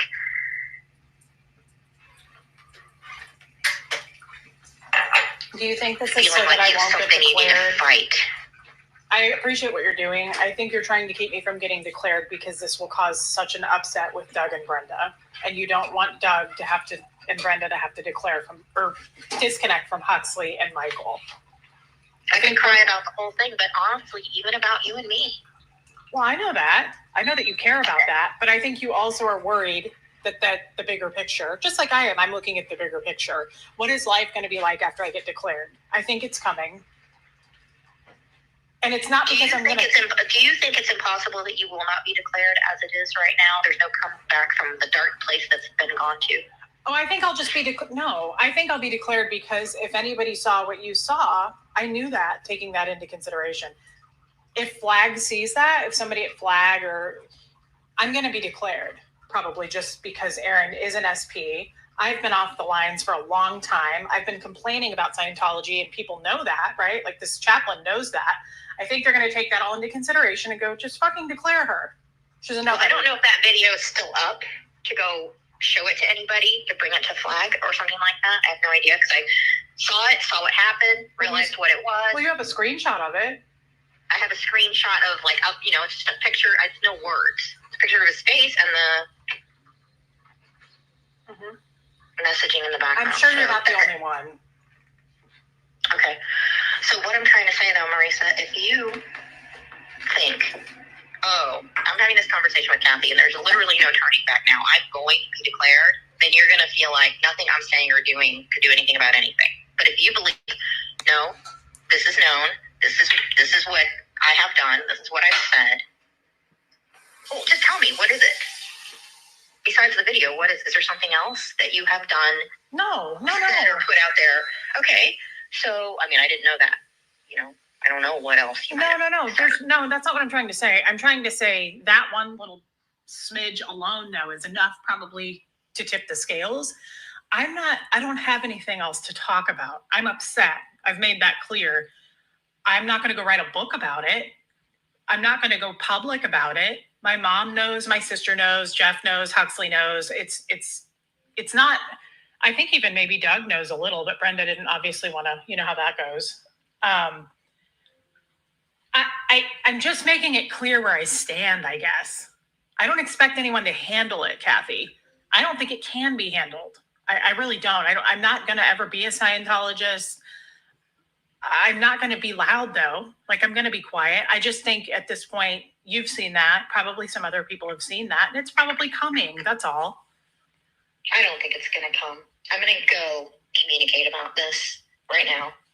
Okay. And I'm going to find out what I would like to do when I go communicate about it to my MAA. Okay? I'm going to go communicate to my MAA. I've already done some auditing for the past week. I've been already pondering because I know a lot already. I know a lot going in. I know how we got here. I'm not confused about that. Okay? Yeah, I know. I hope that makes you feel acknowledged a little It bit. does, yeah. Like, you are okay. a very small smidge of people that I know things, right? Yeah, so I'm not like, okay, so I'm looking at this. I understand where it's coming from. I'm sitting there trying to imagine for days, unable really to sleep. I took melatonin for the first freaking time in my life. Did it work? It did. Yeah. Sadly. Are you? Let me ask you something. I should have done it a long time ago. I mean, Fred took it every day. I took it sometimes. It doesn't. I take something called GABA that I get at Whole Foods that works like a charm. But are you not able to sleep because you're worried about me getting declared and the repercussions? No, I'm not at all. I already know you will not get declared if I'm effective in handling this communication. And I don't mean just words. I mean, if I can think up, and if you can help me, please, to think up what could possibly be done so that you know what I mean? It's one thing for a person to have experienced something bad happening to them. It's another thing for them to need to keep talking about it. I'll give you an example that has nothing to do with Scientology. Like me on this, when I took Lily to Dr. Greenwood and she wasn't pooping for like 14 days and she was delivering football-size Her daughter. that were, and I say delivering because it was labor and it was painful. I remember. It was horrible to watch. Yeah, I remember that. And he's like, use Miralax. And I look up Miralax and it has like 27,000 lawsuits pending. It's never been approved for the use that the doctor's telling me to use it for. It is the #1 at every children's hospital. When I look at children's hospitals protocols, Boston, wherever, all over the place, every hospital I look at, and there were hundreds. Their protocol is to use Miralax to soften the stools. Then I find this Facebook group, Parents Against Miralax, and they're talking about the tics and autism and different medical, physical, chemical things that they're observing in their children from having done it, and that people are on it for years. They're not on it for a week, right? And it's never been approved for use for constipation. It's never been approved for use for anybody under 17 years old. I go back to Dr. Greenwood and I go, I'm afraid to use this product. I'm using magnesium. He's really worried that I'm making the wrong choice to use magnesium because it'll throw her electrolytes off and you can't control that. And Miralax is the standard handling. And Dr. Greenwood was my only option, if you remember back then. It was a big deal for Dr. Greenwood to be shutting me down. Mm-hmm. I remember. Right? Yeah. So to this day, if I see a parent putting their children on Miralax or being told to use Miralax, I remain active in that group to talk about that thing because I feel like that's my only method to fight that problem, that suppression. Mm-hmm. Right? And I hear you saying that. I hear you saying, hey, I talked to Aaron Levin a couple times, told him what I had to tell him, and I'm going to hate Scientology and talk about this, and I'm not going to be quiet about it. because it never got fixed, and it should be fixed. And I think Scientology harmed at least me and probably others. That's what I heard you say. Mm-hmm. That's right. right. Got it? Yeah. Okay. So at what point does a person have to stop feeling like they're fighting a fight? Because you're in a fight. That's what I'm hearing. That's what you're hearing, yes. But what's wrong with it too? What if Scientology is harmful to some people? Any mistake anyone should make, overt, you can use whatever word you want. I'm not saying mistake to mitigate anything, okay? Mm-hmm. Like, a man punches a woman in the face, it's probably wrong to call that a mistake, okay? Yeah, probably, yes. So any harm, mistake, overt, sin, crime, let me just put it all in one word, okay? Mm-hmm. Any shit one person or group does to another person that harms them, I believe should be repaired. Mm-hmm. Now, sometimes the repair is a little hard to imagine. A man cheats on his wife. What's the repair? Someone's child gets hit in a car and killed. What's the repair? Mm-hmm. You know, and I think it's different depending on the circumstances. Was the driver drunk? Did the driver just not see the child in the black of night? Like, what happened? You know, either way, something is almost irreparable. That child is not coming back. I'm sorry to go on and on, but it is important. I've thought about this for years and years when people do liability conditions, because it says make up the damage, right. You know? Right. But and lots of times people do something that has nothing to do with the damage. Yeah, for sure. That's the end of that one.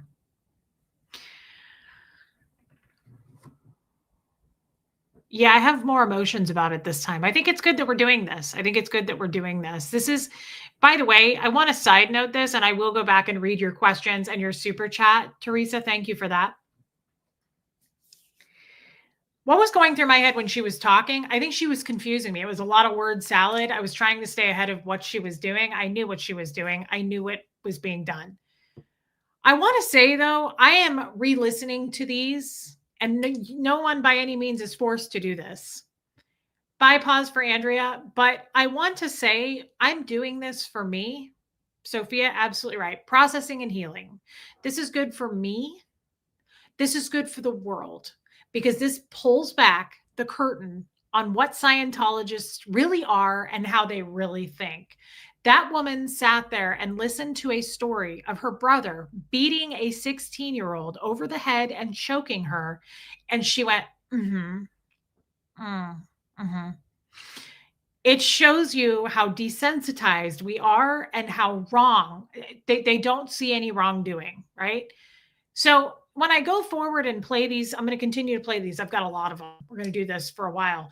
When I go forward and play these, I'm going to do the same thing with the jester stuff. I gave you guys little clips the other day as to things that my ex-husband was saying as I was recording him as well about protecting the sex cult that he was in, the Royal Order of Jesters. I want to say the purpose of this is for healing, of course, for me. It's good to re-listen to it. It's very upsetting. I'm sure I'm going to be kind of pissed the rest of the night, because she was being very manipulative and she wasn't acknowledging or validating anything, right? But it's good to expose this stuff to the world. And I don't have a big YouTube channel, but I also don't have a small YouTube channel. I've got 750 people in here listening. And if those people were to share this or share what they heard on this video, that's good enough for me, right? So by hitting subscribe, it helps, right? We're spreading the word. The jester videos, I got some feedback from someone that said the jester audios that you're playing, it kind of seems like at this point you're just being vindictive. Obviously, I'm not going to take that to heart. That's not what I'm doing. And it's not what I'm doing here with Scientology. We're not trying to throw anyone under the bus. It may look that way more so with the jester videos, like I'm just angry at my ex-husband. We're way past that. This is way beyond my ex-husband. This is about the same thing this video today is about. Exposure, exposure, exposure. So if you want to take it that way and go, you're just a bitter ex-wife, or you're just a bitter Scientologist, because that's how I used to, thank you for being here, Noah, and making me laugh. you're just a bitter ex-Scientologist. That's how I used to think as a Scientologist when people tried to get me to watch the Leah Remini show. I thought, I'm not going to watch those victims tell their sob stories. They're just bitter ex-Scientologists. Well, they're not. And they weren't. And I'm not either. We're exposing this. And those people were very brave on that show to go on and expose their experiences. And I look at it very differently now. And I'm doing the same thing here with the jesters. This is not about, I'm just going to show what a bad guy my ex-husband is. We are way past that.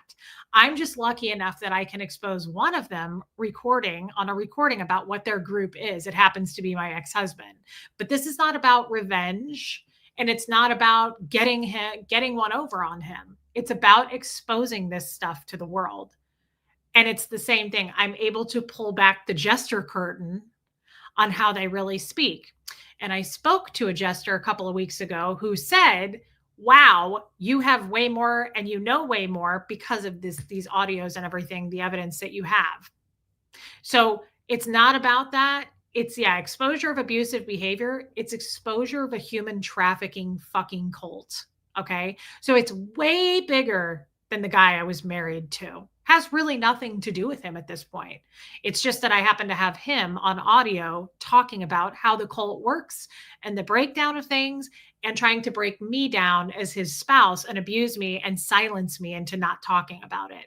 And if I can help somebody get out, whether it be Scientology or a jester wife, that's more than what I'm trying to accomplish here. So that's what it's about. It's about, McDaniel, things being in secrecy, bringing them to the light. And I just so happen to have, hey, Shay, these audios from current Scientologists. I'm the ex-Scientologist, and I have audios from a jester. So I have pulling back the curtain on both. That's what it's about. And it's about exposing a human trafficking sex cult. Okay. That's the whole point. And getting those girls out and hopefully getting the wives to see what they're actually married to, the sleaze bags that they're married to, and exposing them it's illegal. So hopefully the greatest thing would be to put people in jail, right? For breaking the law. But, thank you, LK. This has gone over 2 hours. I'm going to cut it here. So we played 3 today. Do you want me to come back and do the 3 more tomorrow? Probably around maybe the same time, around 3:30 tomorrow in the afternoon, Central my time. I was going to do like 1 a week of this, but I'm not going to leave you guys hanging. There's 3 more for this specific call. And I'd like to button that up and then move on to the next one and do some jester stuff too. Okay. Everybody says yes. So I would like to play the other 3 tomorrow. I'm up for it, Denise. I think it's good for me to hear this. I have, and by the way, Denise, yes, I've definitely officially been declared, no question. Does it feel different, like a different life listening to this? Absolutely, Tara. It's very different for me today listening to this than it was last year. And Teresa, it's important for you to play and replay these recordings for your own growth, but also having us here to support you. See, I love this woman. Witness it and hold some of the trauma for you away it should have been originally. We love you. I love you too, Teresa, and thank you for your super chat. But more importantly, that is so validating, and you are a very validating friend. Thank you for saying that, girl. And Joel, you are as well. Thank you for that, Joel, and I love you. Pam, what is she saying she wants to find out that you don't already know? She's being coached and trained to find everything that I was planning to say to Aaron. So she wants to know everything. And Nancy, I love Nancy. It's amazing that the answer isn't change and accountability within the organization. It's what can we do so that you don't speak out? She's absolutely right. Did you guys hear anything? You're welcome, Joanne. Did you guys hear anything other than that? What Nancy just said? Everything Kathy was saying was, but not necessarily like, how can we shut you up? But how can we shut your lips? Like, she was absolutely trying to shut me up. Hey, Layla. Thank you, Alicia.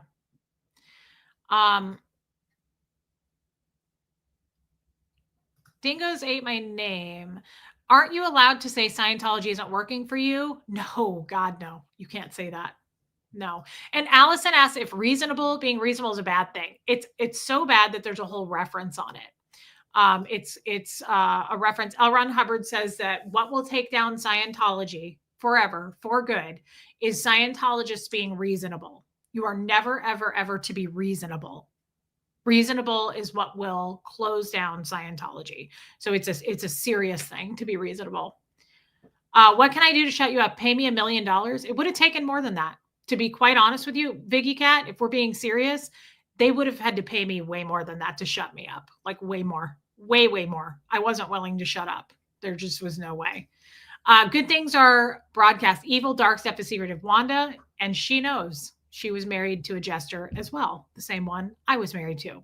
So yes, I think sunlight is the best disinfectant, but I do want people to understand, especially going forward with the jester audios in particular, that is not for revenge. It's nothing about that. It's nothing about that. It is to expose the dark, disgusting sex cult that they are. And I just happen to have a lot of proof about that. So we will return tomorrow and I will play the other 3 audios of Kathy and the rest of this phone call. Please hit subscribe. Please hit subscribe. YouTube unsubscribes you guys without knowing it. Yeah, Sophia, I know. She said she didn't want me to be reasonable, I thought, Allison, but yeah, being reasonable is a big no-no in Scientology. Please hit subscribe and thank you everybody for just your support here. This was a big one. I needed support and I appreciate it. By the way, who asked me about this ring? I got it in Tucson. If she's still in here, at a store called LB Good, ELBE Good. And it was her friend that makes these, just so you know. I don't know. Somebody asked and I feel bad that I didn't answer. And I like to support local makers, as you guys know, off the topic, obviously, but still wanted to answer that.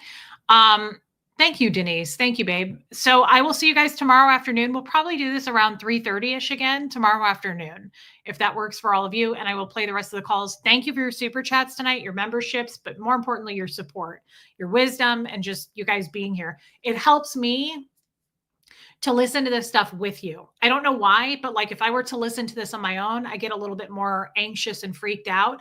Knowing all my friends are here with me, it really, really helps. So I want to say thank you for making the time to be here. This was a long stream. Thank you for waiting it out with me. I love you guys. Is it carnelian? No, Cat. It's like wrapped in foil or something, and it's got vintage Swarovski crystals is what I was told. Who the hell knows? But it's just silly. There it is. Yeah. Thank you, Kathy Ann. She's always on top of that. LB Good Boutique. Yeah. All right, guys, I love you all. And I will see you. Thank you. Thank you, Muffet Lou. I love you guys. And I will see you all tomorrow around the same time. And we'll play the other videos or audios. Love you, Sharon HL. All right, guys, see you tomorrow. And here comes Fred.